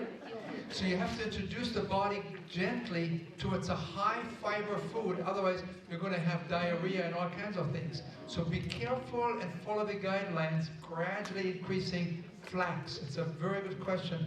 Ultimately, I usually have 2 tablespoons rather than teaspoons, okay? So that's basically all I wanted to tell you. The 2 things is parts, and also we have some cards at the table. Some of you have questions, just write them out. Write them out. We have a special doctors panel here in a couple of weeks, and we'll answer those questions in a professional way. Yes? Mike, when we talk about, write it out on the card, and we'll talk about it when we have a panel, because it's already 6:15, and so we don't want to drag it on too long here, okay? Also remember, when you have a high pulse rate like 75 or 80, I usually put a line on your sheet there that points to exercise, because chances are almost 100% that you are low exercise or no exercise. Low exercise and high pulse rate go together, and I draw a line that you can see. Do something about your exercise and your pulse rate will come down. Last, yes? I just wanted to tell you, anyone that needs a diabetic form, just see me afterwards and I will email it to you. I have it on my phone. Okay. Folks, we have something still to do, and that is to give this special lady a special hand. These 2 ladies don't charge anything for this program. They even pay for their own gasoline when they come from Ontario to drive here many, many times. Folks, this is something very special. This is a ministry for them, and they said to me, we do it for the Lord. Thank you so much. Thank you. Please learn the jump start very well, because this is the part that I like. Where one of the ways of controlling our diet. In fact, my husband and I just started the jump start today, because we felt that we were a little bit stressed. Maybe we took a little bit more calories, so this is the time probably just to control our, just to stabilize our food intake. Then we started jump start. So learn that well, because it will be very beneficial the rest of your life. Okay. Next week we are going to go back to the new place, to the old one, to Elias Community Center, and at 3 o'clock in the afternoon on Saturday. All right. Actually, it's not next week; it's this week. And then we have some more of the growths, and please help you. Well, I tell you what, I think some of you did not get the growths, and you will get them first, and the rest of you just finish them, because Dr. Diehl said, Dr. Hans specially made for us, and then we're going to finish that basket tonight. And the growth, man, be sure you get some more growth if you didn't have it. And by the way, talking about growth, when you go to Loma market, they will ask what kind, then because you have to say it's whether it's rye or with millet or things like that, so you know that what you like. All right, and I think it's time for us to go home. Let's bow our heads and have a benediction. Our dear Heavenly Father, thank you so much for being with us this afternoon. Thank you for all the informations we learned this afternoon. Thank you for creating us so wonderfully that we be able to reverse some of the chronic diseases that we have. Keep us safely home. Thank you for loving us. We pray in Jesus' name. Amen. Good night.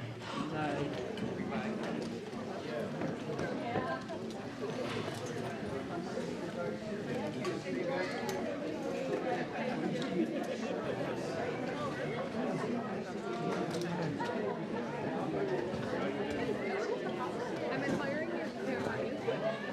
Could I just take a picture of What? thank you. And you can ask anything you want. Do not. This one too. Yes. You can text me.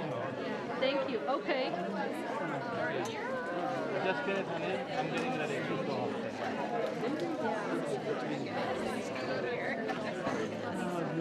If you have more questions, text me. You'll be here. You'll be here next week. Yeah. Right? Okay. And are some of these add-ons like the Yeah, this one is a screen to monitor what I'm doing. See, I'm switching the slide. The slide go here. Yes. And then the camera go here. So I'm